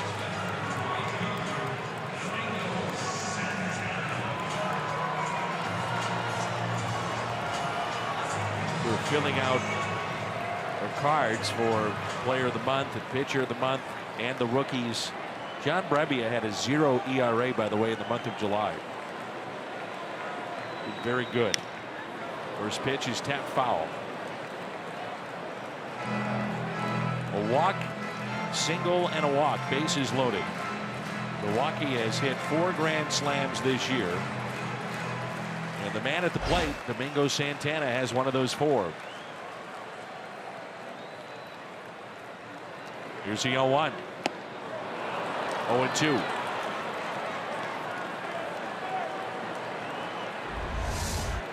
Nasty slider right here. You see the first pitch, 98, and the really good slider that he's capable of throwing. I think they got his attention. Too, as a hitter, I mean, as a pitcher, you gotta know, like, this opportunity I have to walk this left-hander with power to get to a righty with my stuff. I have to get this guy out. The thing we keep talking about Carlos Martinez in this way. Carlos Martinez has the stuff. When he says, I got to get this guy out, he can get this guy out. Most people can't do that.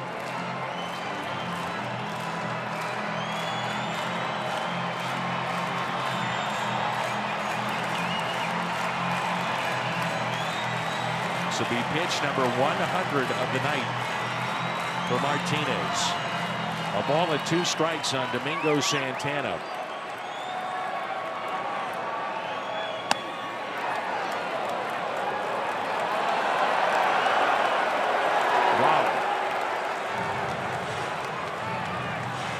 Molina thought it was strike 3. So did Carlos Martinez.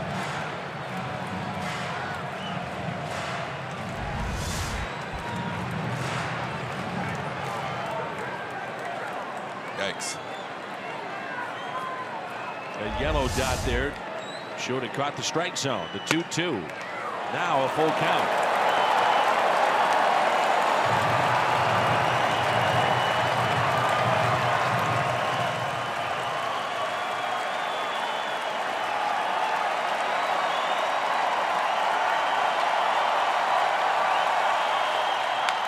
Two grounder. Jerko stays with it and makes the play. Wow, that is a huge pitch right there. 3-2 slider.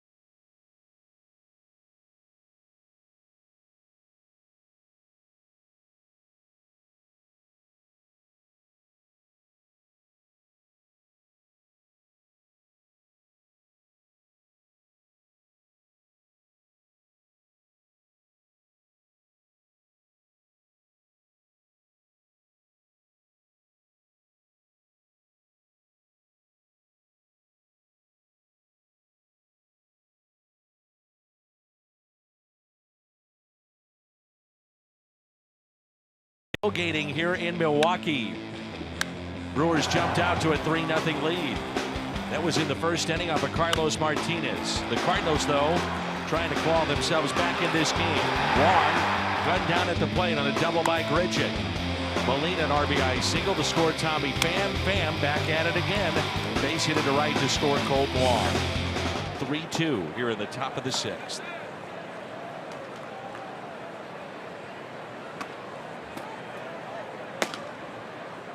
Jed Jerko leads it off. Jimmy Nelson in this ball game has struck out 5.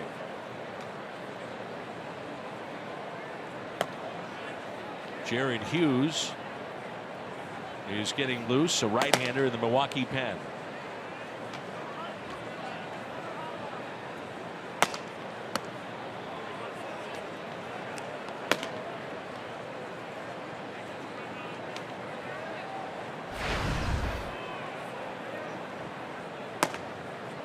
Two balls and no strikes.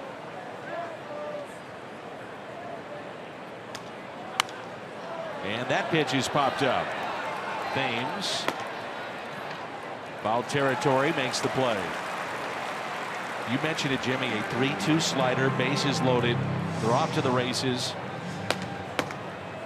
Big pitch there, but also big play by Jerko. Not easy with the runners that were coming around at third base, too. Yeah, it's a tough play right there. Nice play right there for the third baseman is to be able to catch that ball and just go to second base. And with all the runners running, not only does it put the runner in his way, it also makes him throw the ball across the diamond for the out at first base. One out. Here's Molina.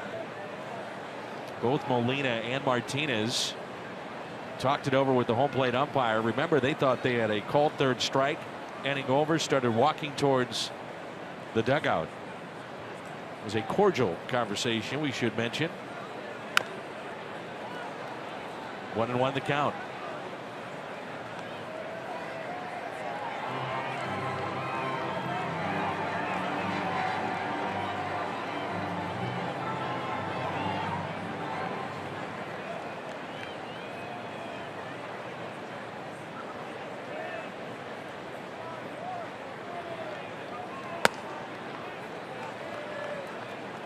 Wei-Chung Wong, a left-hander, getting loose in the pen for Milwaukee. He has joined Hughes.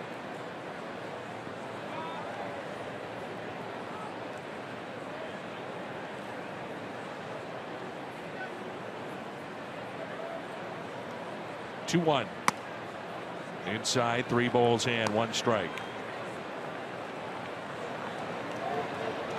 There's 2 hits on Sunday. Molina passed Willie McGee for 12th place in Cardinals history. He's got 91 hits this year. It's tied for the team lead. Been a tough night for that ball girl. Couldn't come up with that one either.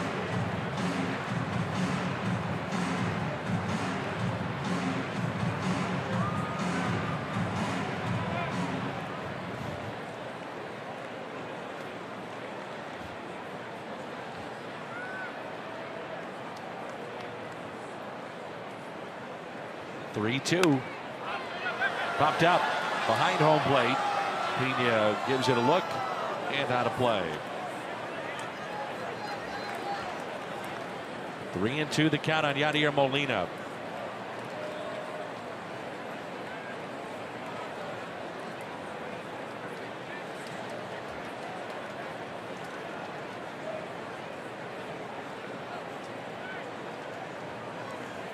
Brebbia getting loose, the right-hander for the Cardinals in their pen.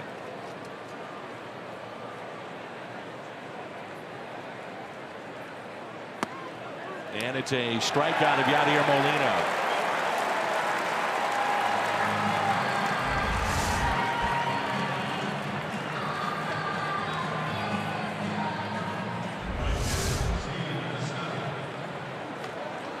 With 2 outs, it brings in Piscotty.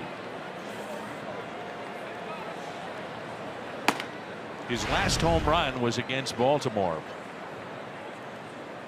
Interleague series in late June. 2 outs and nobody on. Big gap in left center. Strike 1 on Steven.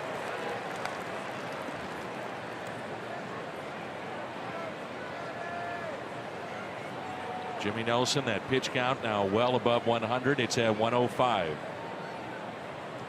And the 0-1.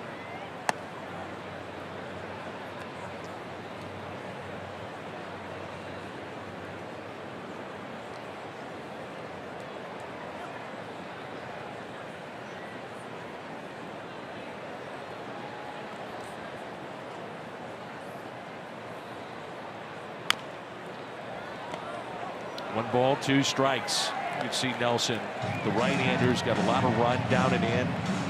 Good slider. You can see, I mean, even Yachty's bat, I think Yachty's at bat, probably the toughest at bat of the night for a right-hander. The ball was all over the place.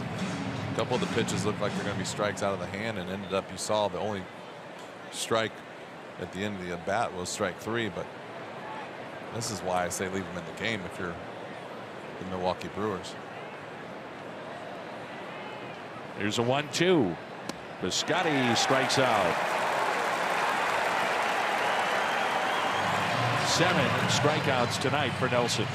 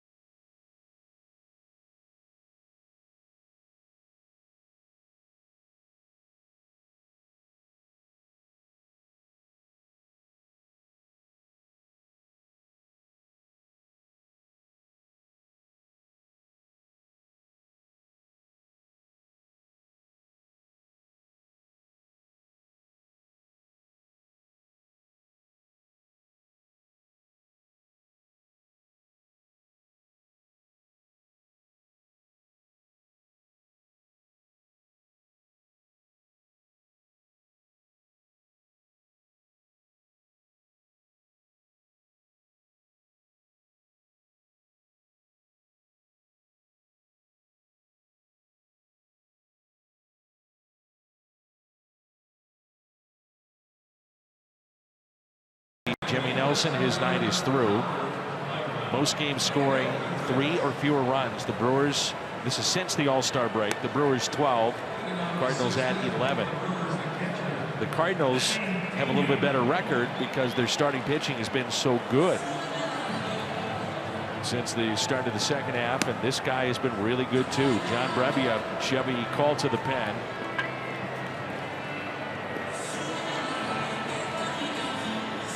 And for Jimmy Nelson, give him credit. And that was his 17th straight game with allowing less than 4 runs. Right. And you can see why. I mean, you got to, sometimes you have to tip your cap to somebody, and tonight I have to tip my cap to him because he was good. He was tough on the hitters, moved the ball around, elevated the ball, and kept the ball down when he needed to. So see what they had to deal with. Hopefully now their luck will change. Always getting into that bullpen, I think, when you have a tough starter is a good thing. John Brebbia has come out of nowhere. It's one of the interesting things when you look at any major league team, but the bullpen year after year, it just seems like the inconsistencies in the game of baseball lie more within a bullpen. You know, a pitcher can have a great year and the next season he's just so-so. And then you might get back to being that great guy that you saw. Well, I stand by my words of the bullpen because I think that when you, as a hitter, face a guy, catch me by Grichuk, out of the bullpen, and you keep facing him over the course of the year and he keeps getting you out, it's not going to happen 2 years in a row. You're going to go home, you're going to figure it out, you're going to watch video, you're going to learn when to swing, when to take pitches, knowing most of the time guys come out of the bullpen and they're trying to get you to swing at their pitches. And so as a whole, it's tougher, I think, out of the bullpen to be successful year in and year out, because if you don't have crazy stuff, guys are going to figure you out, and they're going to bear down, because usually when you come in the game's on the line, and players get tired of making outs at the end of the game against certain guys or against successful guys out of the bullpen. And that's why I think your second and third year back, you kind of sneak on the scene, and then enough is enough. Yeah, makes sense. How it felt for me. Broxton has struck out twice. He is 0 for 2. Carlos Martinez tonight with 7 strikeouts in 6 innings. Rather 5 innings.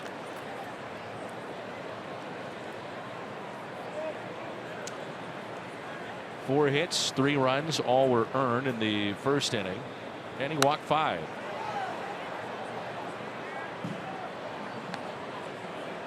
.102 pitches on the night for Martinez.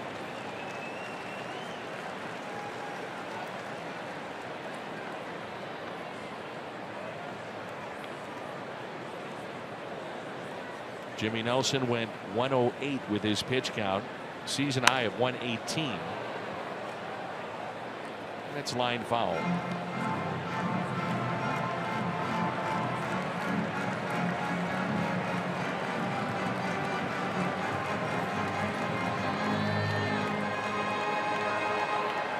Brebbia with the facial hair has a little bit of a similar look to Bernie, the Brewer. Fly ball, left field. Grichuk back, leaps, and he's got it. Nice play, Randall Grichuk for out number 2.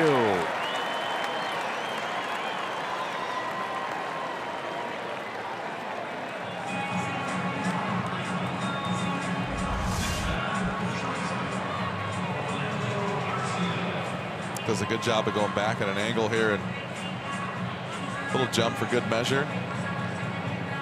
Sometimes when you get a jump like that and you start to go back towards the wall, you lose a little bit of track of where you're at.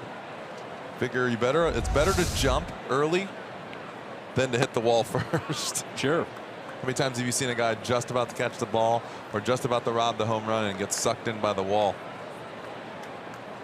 VR is at the on-deck circle. Here's Orlando Arcia. That pitch taken down and in. 2 balls, no strikes, with 2 outs and nobody on.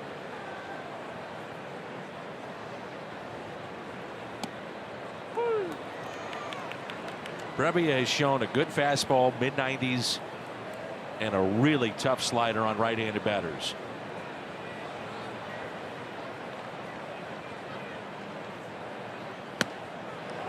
That ball just exploded. 95 is tough. Up in the zone, got some run. Not afraid to pitch inside. Like you said, a really good slider.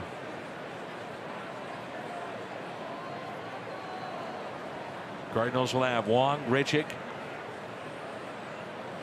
Brebbia's spot due up. The 2-2. And it gets through Yachty.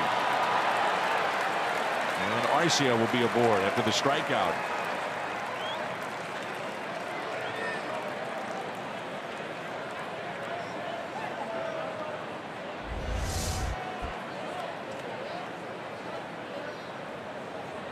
He missed that by a foot.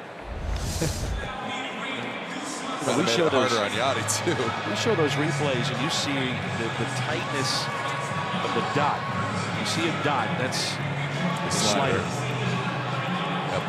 You can see on that replay, some actually do spin a little bit tighter and a little bit more than others. And tighter the slide, the tighter the dot, the tighter the spin. Obviously, the more the movement. See, that was tremendous right there. Lewis Brinson, top prospect for Milwaukee, will be the pinch hitter. Villar is pulled back. Made his debut earlier this year. We saw him in St. Louis. And there's the slider.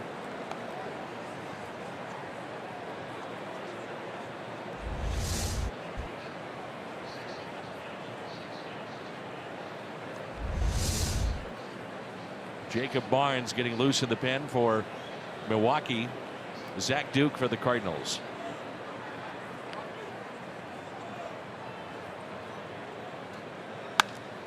Oh, 1, and Carpenter steps on the bag and makes the play.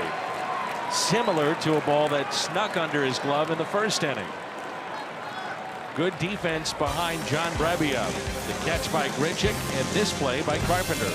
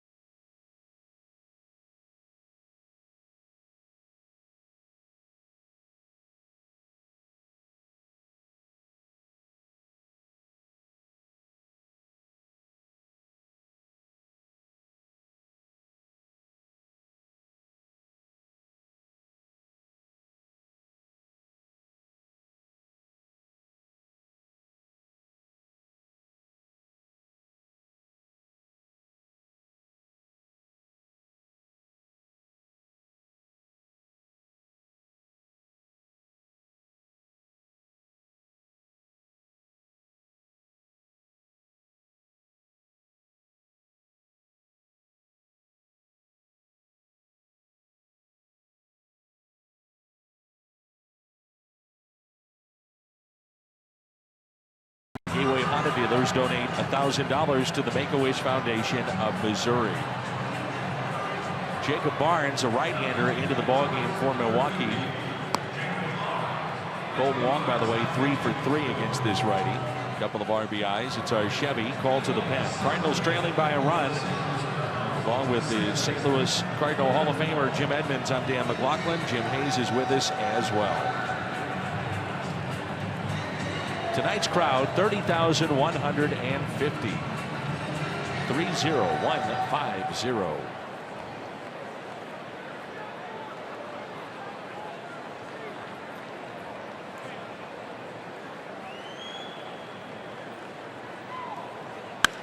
Wong hits it down the left field line, but out of play. Barnes last pitched Sunday against Chicago. Win an inning with 1 hit. Gave up a home run, struck out 2.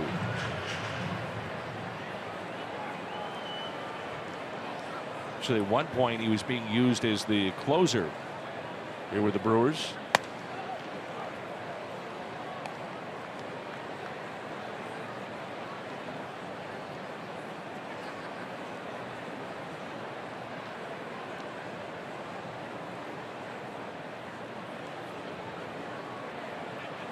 And the 1-1 pitch.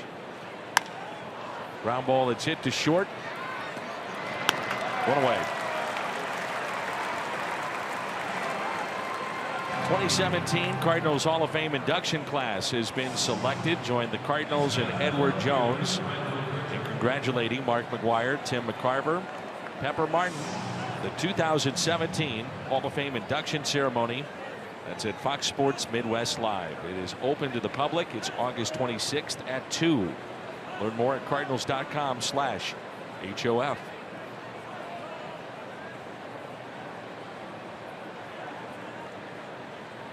I'm sure it's a day and a night that you never forget, putting on that red jacket.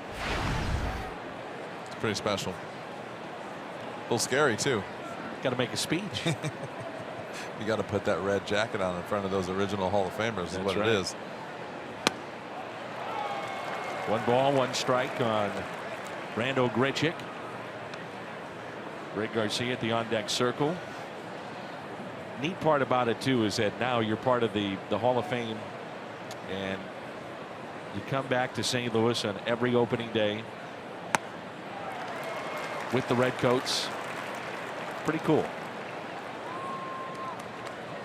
It is pretty cool. I guess it's an easier way to get into the stadium now for me and my son. We're expected to be there instead of just trying to get there. But it obviously is more than that, but it's a lot of fun. Strikeout of Grichuk.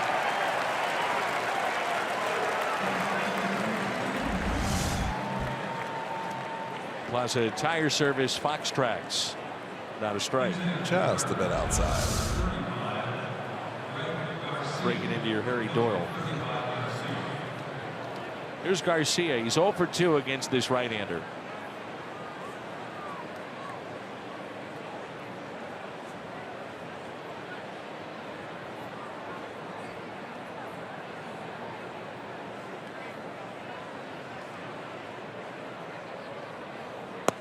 Undoubtedly, Adam Wainwright, Yadier Molina will be Cardinal Hall of Famers. Will Yadi be a baseball Hall of Famer? Well on his way. Here's a 1-0 pitch with 2 outs. Jimmy Nelson tonight, 6 innings, 6 hits, 2 runs. Both were earned. Walked 1, struck out 7. 17 consecutive starts, allowing 4 runs or fewer. 1-2. Late action with that slider.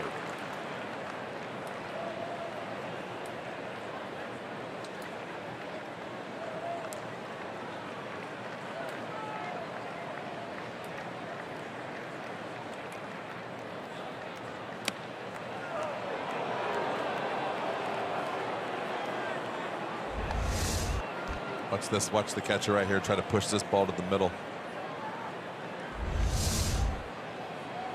Try to buy him a strike.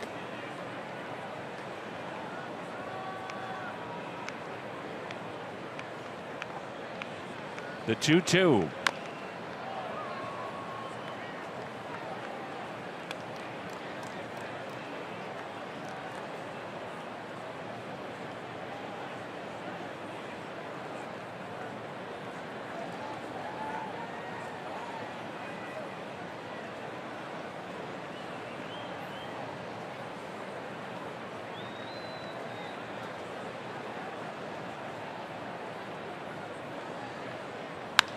Garcia, fly ball left, and the catch is made by Ryan Braun. Time to stretch game 1. 3-2 Milwaukee.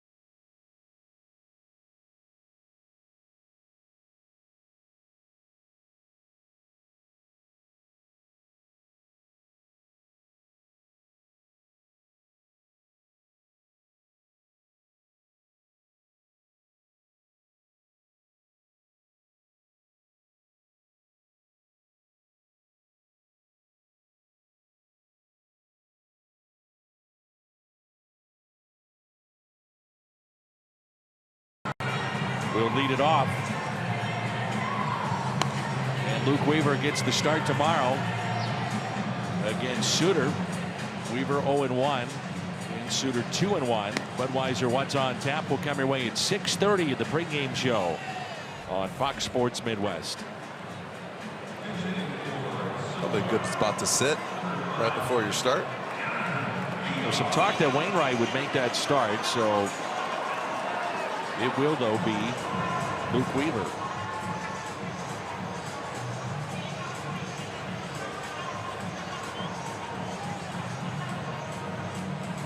What's wrong with you?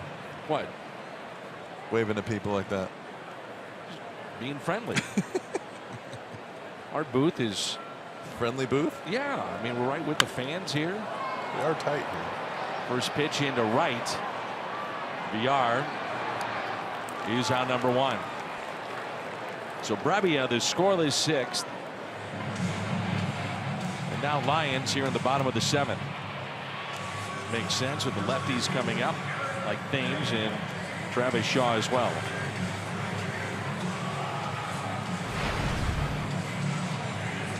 Thames on base 3 times with a double. Run scored back in the first and a pair of walks.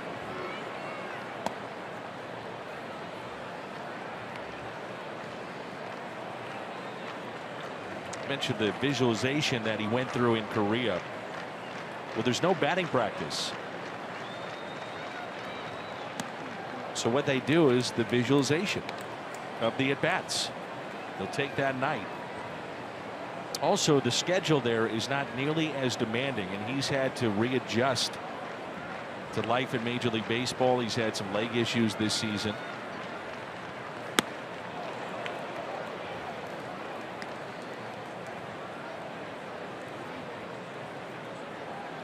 Definitely some adjustments. That's why I was saying I think when you go to a foreign country and you play winter ball, or you play even in what would be the major leagues of Korea or Japan, and you become successful, and you realize you can do it, but you have to follow their rules and do their things. And sometimes, and you know this, being out of your comfort zone actually makes you a better person and a better player.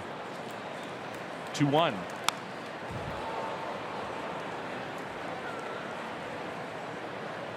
There are guys, once they hit August 1st, August 15th, certainly the month of September, actually will go to a lighter bat by an ounce or 2. Body's tired, the arms are tired, thousands of swings. That ounce or 2 can make a big difference. Draws another walk.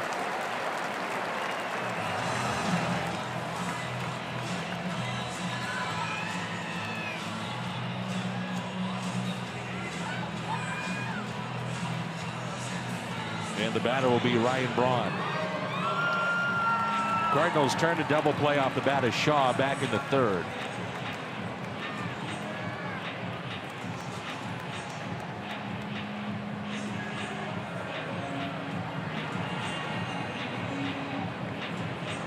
RBI and a ground out back in the first, popped out to second, and a single in the fifth. That single was an infield hit.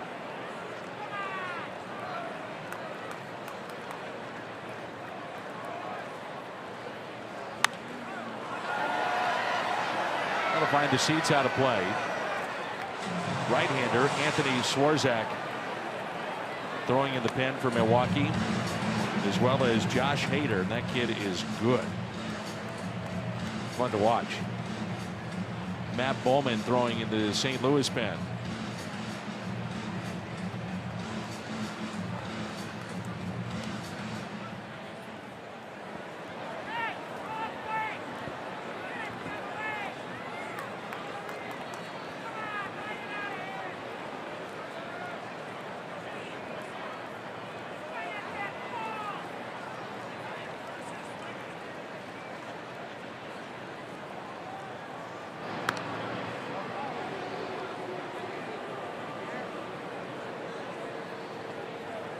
One the count on Ryan Braun.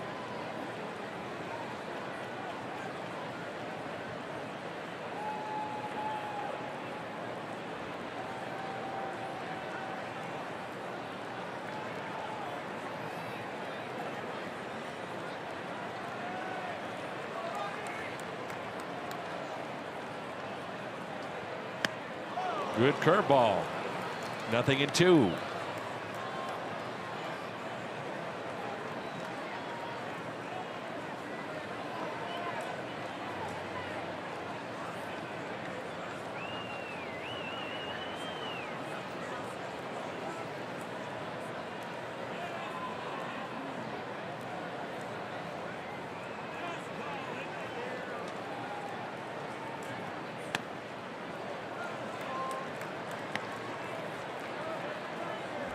St. Louis will have the top of the lineup looking ahead to the eighth. Carpenter, Pham, and DeYoung.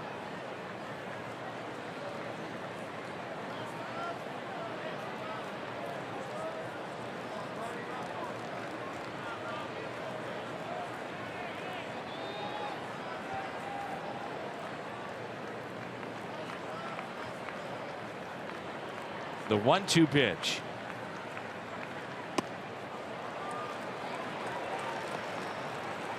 Yachty right before that pitch, motioning to his third baseman and probably his shortstop heads up, especially third base, knowing a breaking ball's coming inside to Ryan Braun, and if he gets a hold of it, he's going to yank it down that line.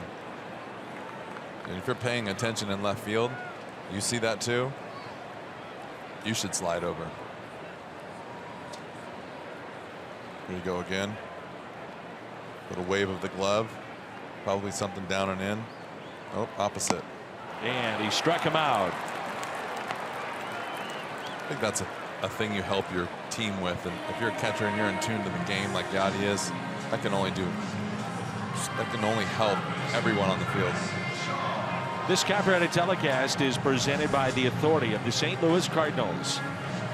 It may not be reproduced or retransmitted in any form, and the accounts and descriptions of this game may not be disseminated without the express written consent of the St. Louis Cardinals.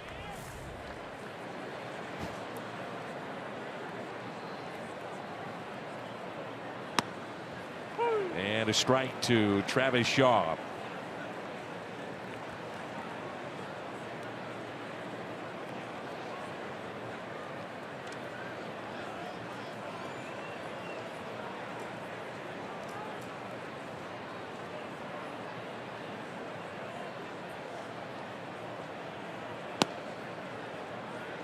One the count.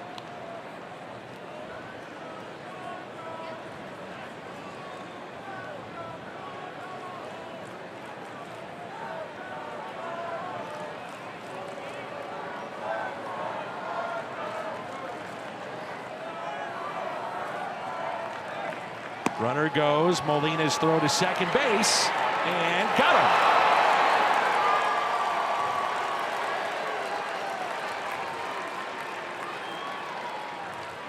Thames a very good jump.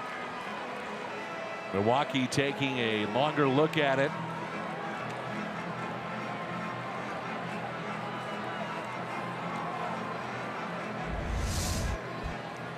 Throw was a bit high. You can see the very good jump.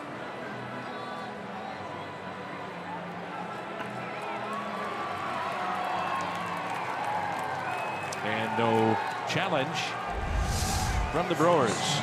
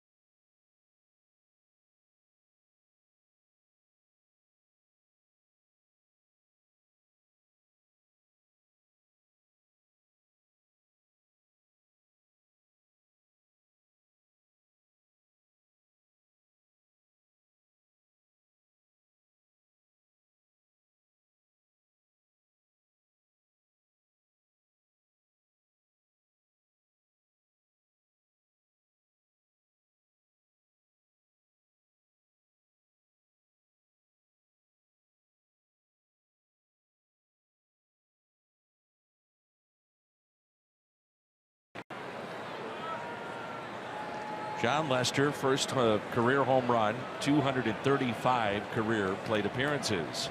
Hader was picked up from Houston in the Carlos Gomez deal.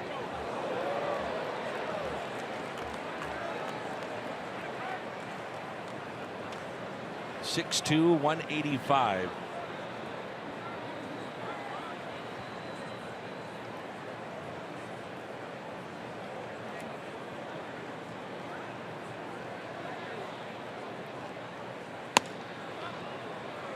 Two balls and no strikes. The Cardinals have gotten good work from Brebbia.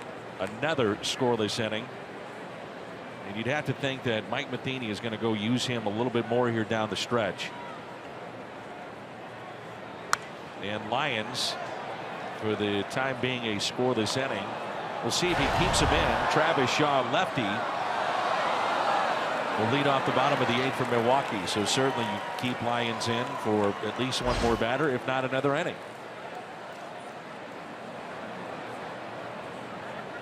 Carpenter has walked. He's flied out and he's struck out. The 2-1 pitch. Up and in. I was wondering why you run right there, but I guess you try and buy second base. Lefty-lefty matchup. Hopefully, if he does get thrown out, the turnover with the pitchers. Yeah. But you know, you don't have the bottom of the lineup coming up like you said, and it's just you just run him back out there for one more hitter. Leadoff walk to Carpenter.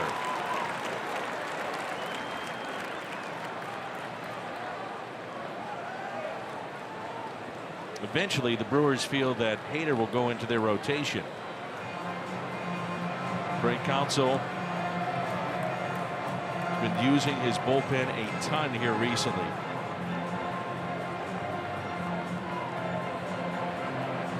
Came in to face Carpenter. He walked him. So is now recorded out after the last time he pitched was 3 innings. On Saturday against the Cubs with 6 strikeouts.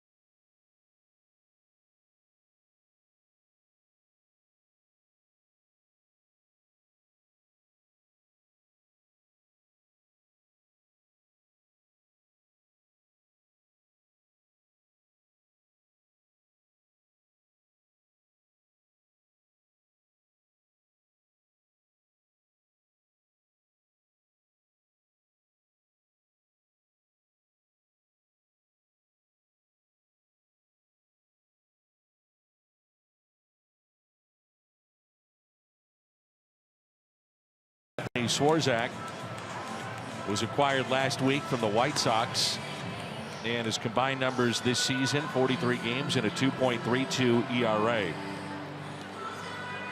Originally selected in the second round by Minnesota all the way back in 2004. Most relief losses in the National League. Craig Counsell mentioned he's burning a path from the dugout to the mound, but 27. Cardinals also a part of that list that we just showed you. That's the word on the street anyway. Making some trips to the mound during the game. There's Tommy Pham, and he looks at a strike. Pham with 2 hits, an RBI, and a run scored.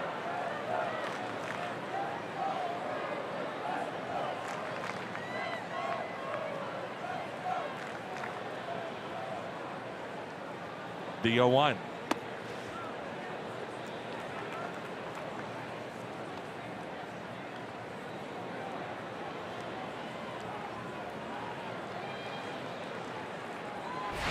Cardinals have the middle of their lineup coming up, trailing by a run.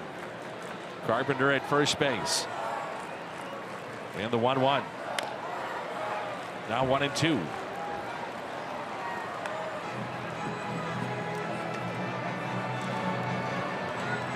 Swarzak last pitched Saturday against the Cubs. Perfect 8th inning, struck out 2. Milwaukee gave up an outfielder, Ryan Cordell, to get his services. Had been pitching really well for the White Sox. .56 ERA over his last 14 appearances. So for a team that has had a lot of issues and wants to try to stay in contention, they go out and get a little bullpen help.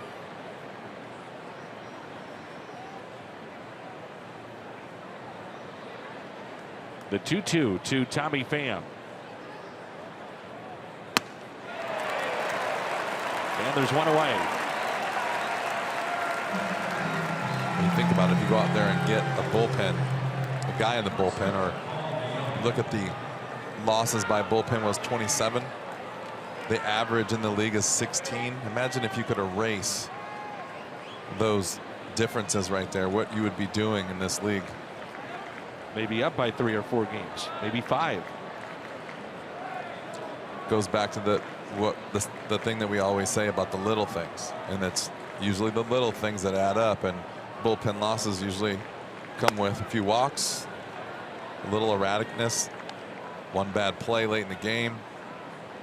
Next thing you know, you get 27 losses out of your bullpen, and it's crazy how quickly that can add up and what it does over the course of the season. I mean, erase 11 losses off of your record and look where you're at. It's, I mean, can't say enough about it. Here's a 1-0 to Paul DeJong. He's lined out softly to short, grounded to second, flied out to right with 2 runners on. The Cardinals collectively in their lineup here this evening with 9 strikeouts.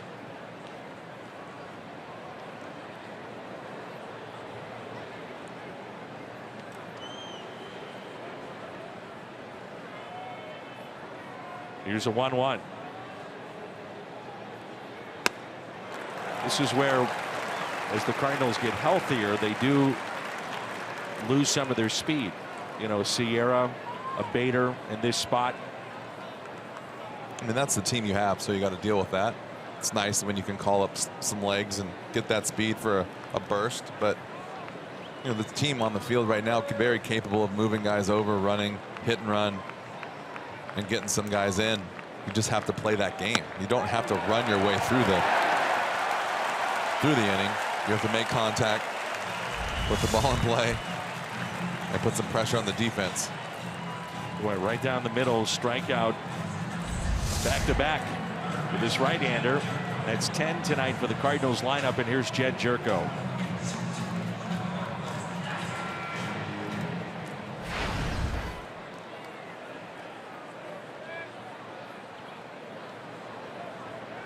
Jerko is 0 for 3. Struck out twice.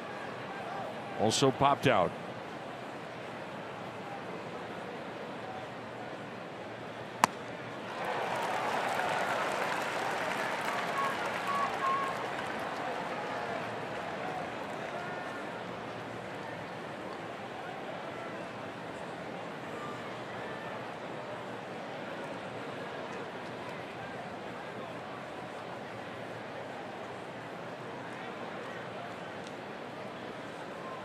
The 0-1.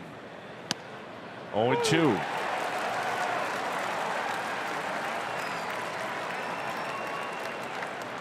Cincinnati a 9-1 win over Pittsburgh. The Cubs 8-3. That's in the top of the 6th against Arizona. Swarzak a strike away from striking out the side.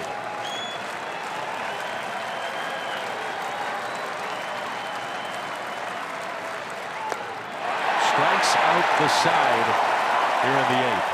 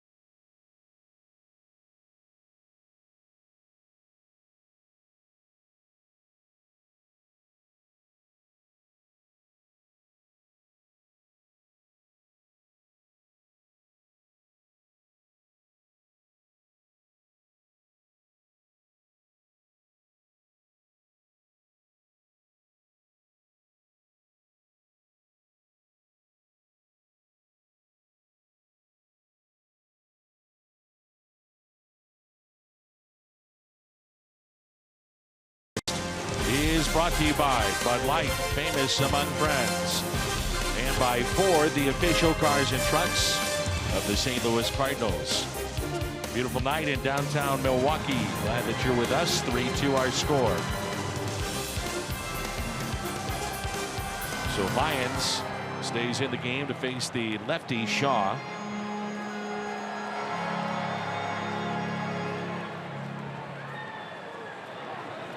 Tyler has shown the ability not only to get lefties out, but righties too.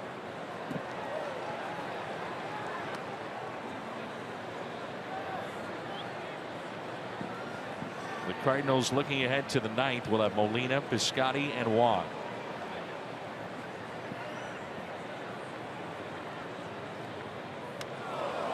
Two balls and no strikes. It's funny too. I was going to say this kind of plays right into Mike's hands here, leaving Tyler Lyons out there, but I don't know how much he's had to go sit down and come back out this year. Not something he's not used to, but then you see the first 2 pitches. Strange game sometimes. The 2-0.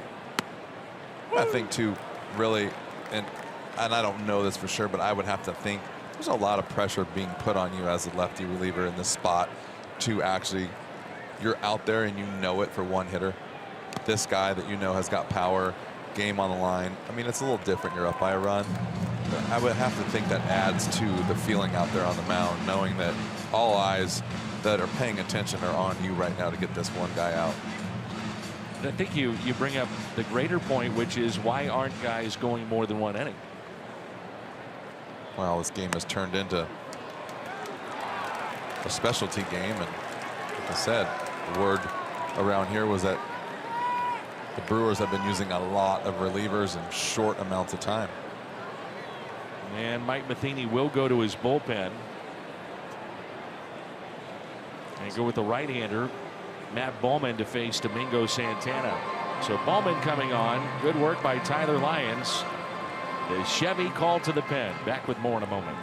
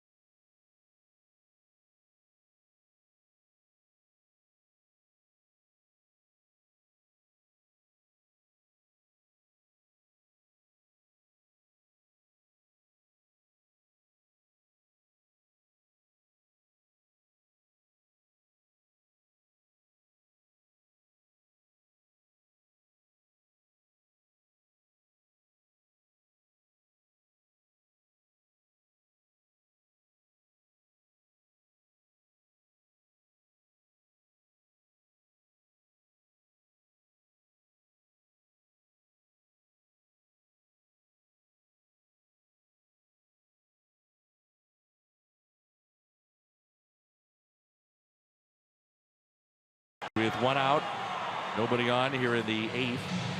We talked about how Milwaukee gets off to great starts, outscoring opponents nearly 2-1 in the first inning.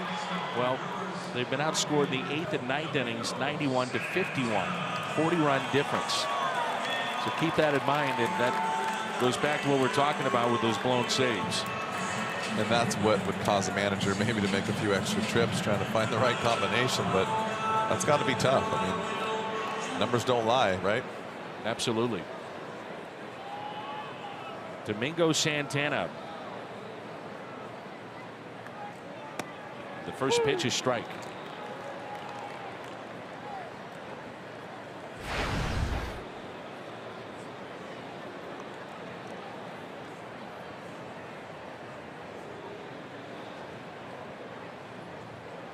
And the 0-1.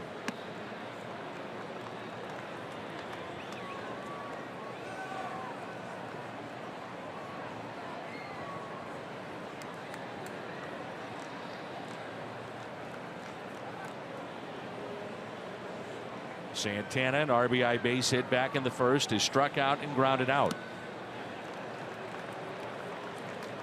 54 appearances now for Matt Bowman.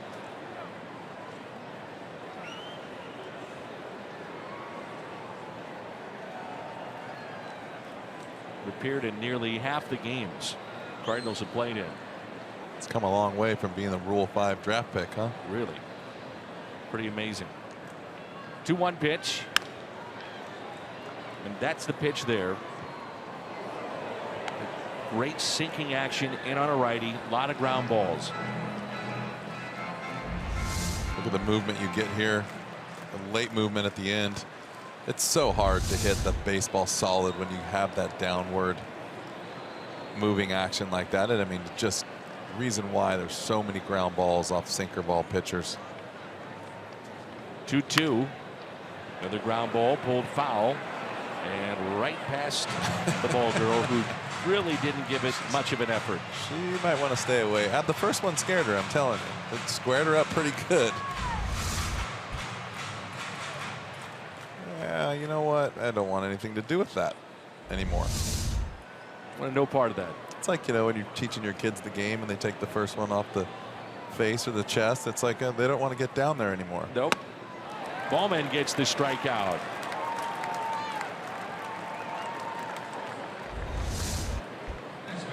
Get those sinkers inside, and you get a little quick with the bat, and then you get the little cutter slider outside. And go talk about this all the time, the word cheating.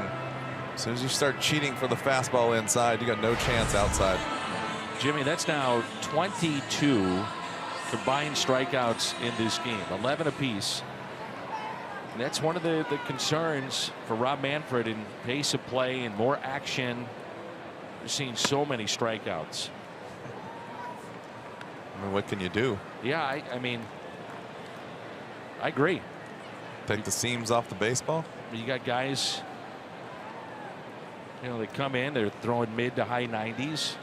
The specialization of the game. Here's a 1-0. 2 balls and no strikes. Nasty sinker.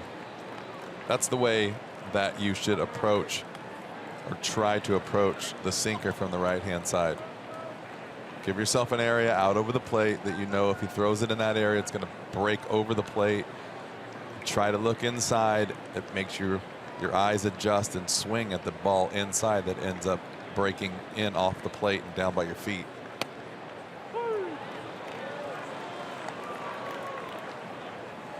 Two and one. Pena, the RBI double back in the first, a walk, and also a flyout.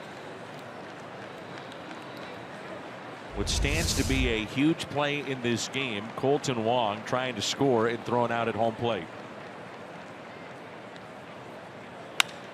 There's your ground ball deep in the hole to Young.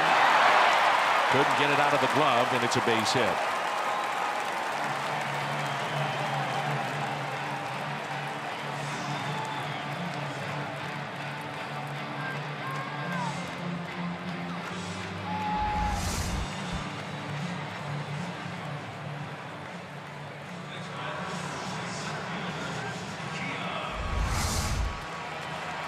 So a 2-out hit brings in Broxton.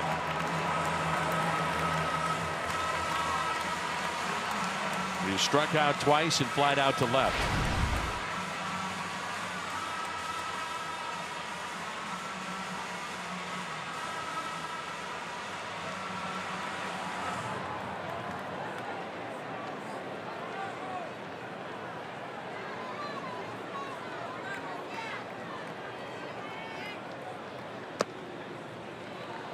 Ball one.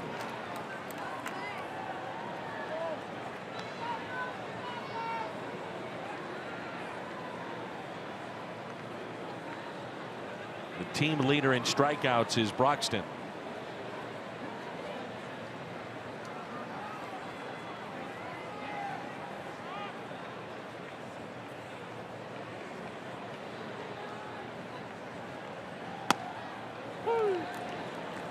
A ball and a strike.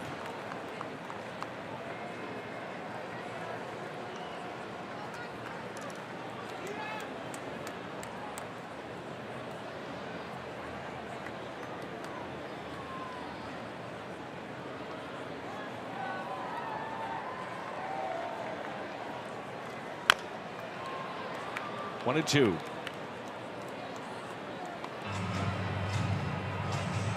Mike Leake hopping out of the dugout to make the play on that ground ball.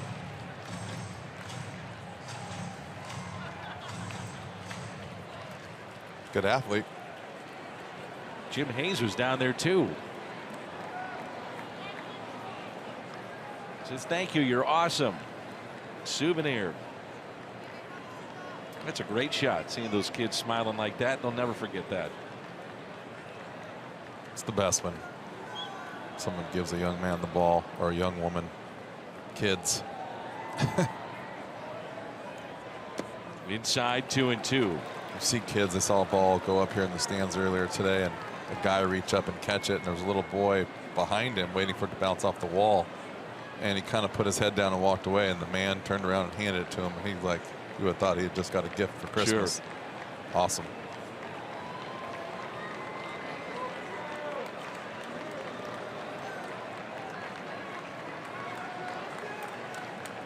Two pitch to Keon Broxton. Outside. 3-2.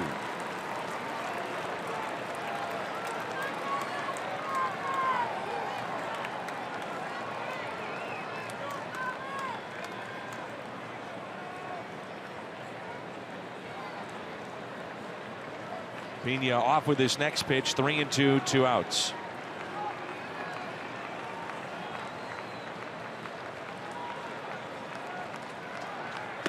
And he walked it.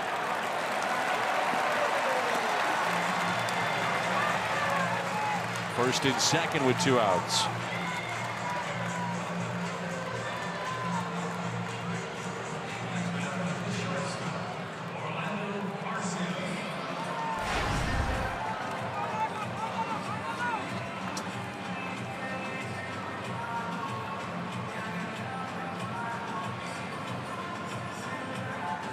Corey Knebel getting loose in the pen for the Brewers. And the inning is extended to Arcia. Runners at first and second. A 1-run lead for Milwaukee. Ground ball. DeYoung will go across the diamond. And that sends us to the 9th. Great work from the bullpen of the Cardinals tonight. Molina, Piscotty, Wong coming up.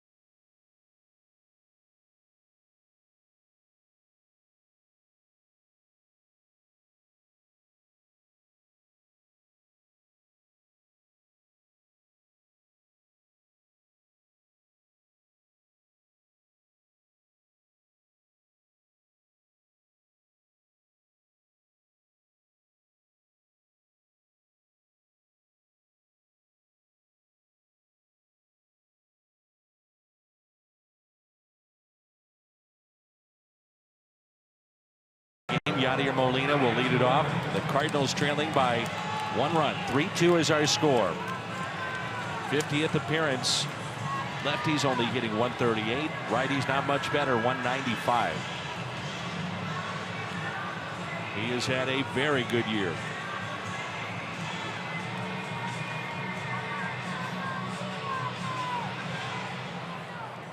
'85 strikeouts to 29 walks.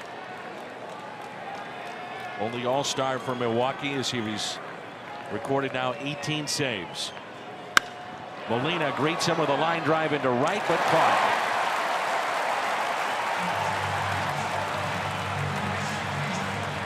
Nothing you can do about that. No, this guy's one of those guys that's got some good stuff. 97-mile-an-hour fastball, good slider, slash cutter, and a pretty good breaking ball. So you get a fastball like that, you're Yadier Molina. I don't care if you're 3 pitches and 3 outs. You got to go after that pitch that you can get a hold of, and did a good job. Just came up a little short there. And move on to the next guy. Right approach. Here's Piscotty, 0 for 3 in his return to the lineup. Did strike out back in the 6th. He's grounded to first and also flied out to right.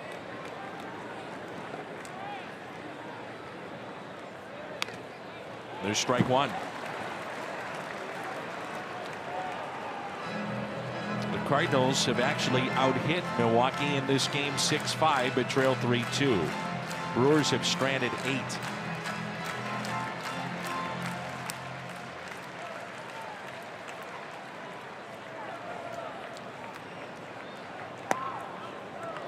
ball and a strike.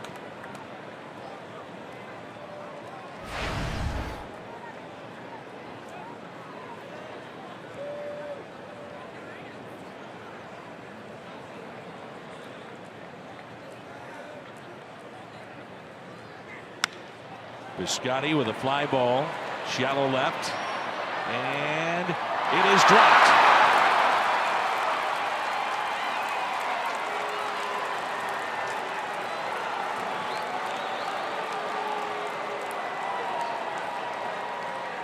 Got to ask the question, why is he not at second base? Did not see the replay. I could see that that was going to be a tough play in the outfield. This ball is kind of in no man's land with Ryan Braun is almost on the warning track.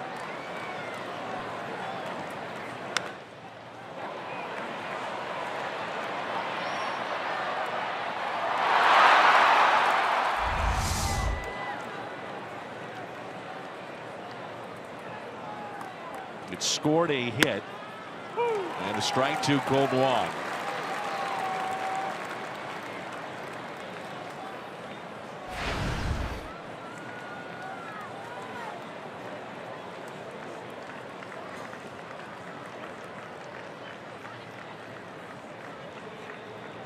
The 0-1. Wong has had some good at bats tonight. Pair of singles, grounded out sharply, 2 for 3, and he's 2 for 3 against his right-hander.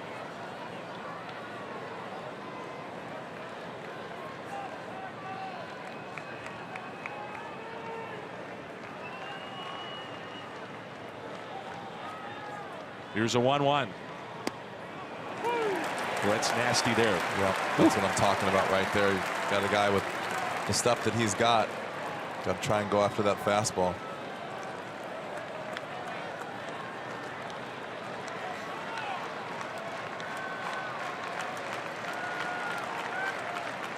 But the Brewers do not hit a home run. They're 9-16 this year. Tonight, 3 singles, 2 doubles, 10 games above 500 when they hit a home run.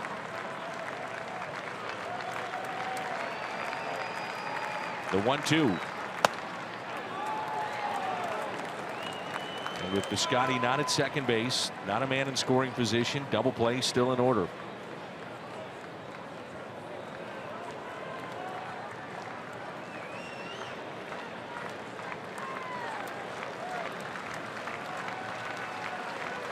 The 2-2.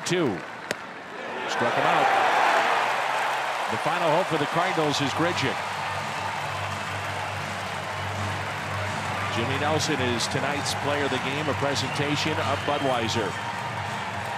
The starter for the Milwaukee Brewers, 6 innings, 6 hits, a couple of runs, walked 1, struck out 7.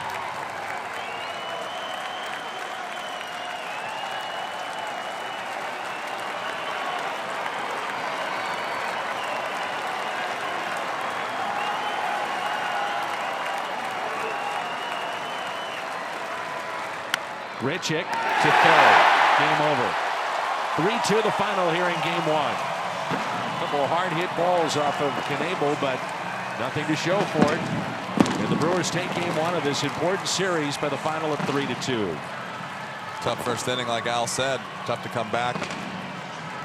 Both sides. We said this could be a pitcher's duel, and it pretty much, I think, ended up that way. Carlos Martinez settled down, and we saw what the Brewers pitcher did. So got to come back tomorrow. Got to keep trying to win them all. Move on. Post-game show comes your way next. 3-2 Milwaukee over St. Louis.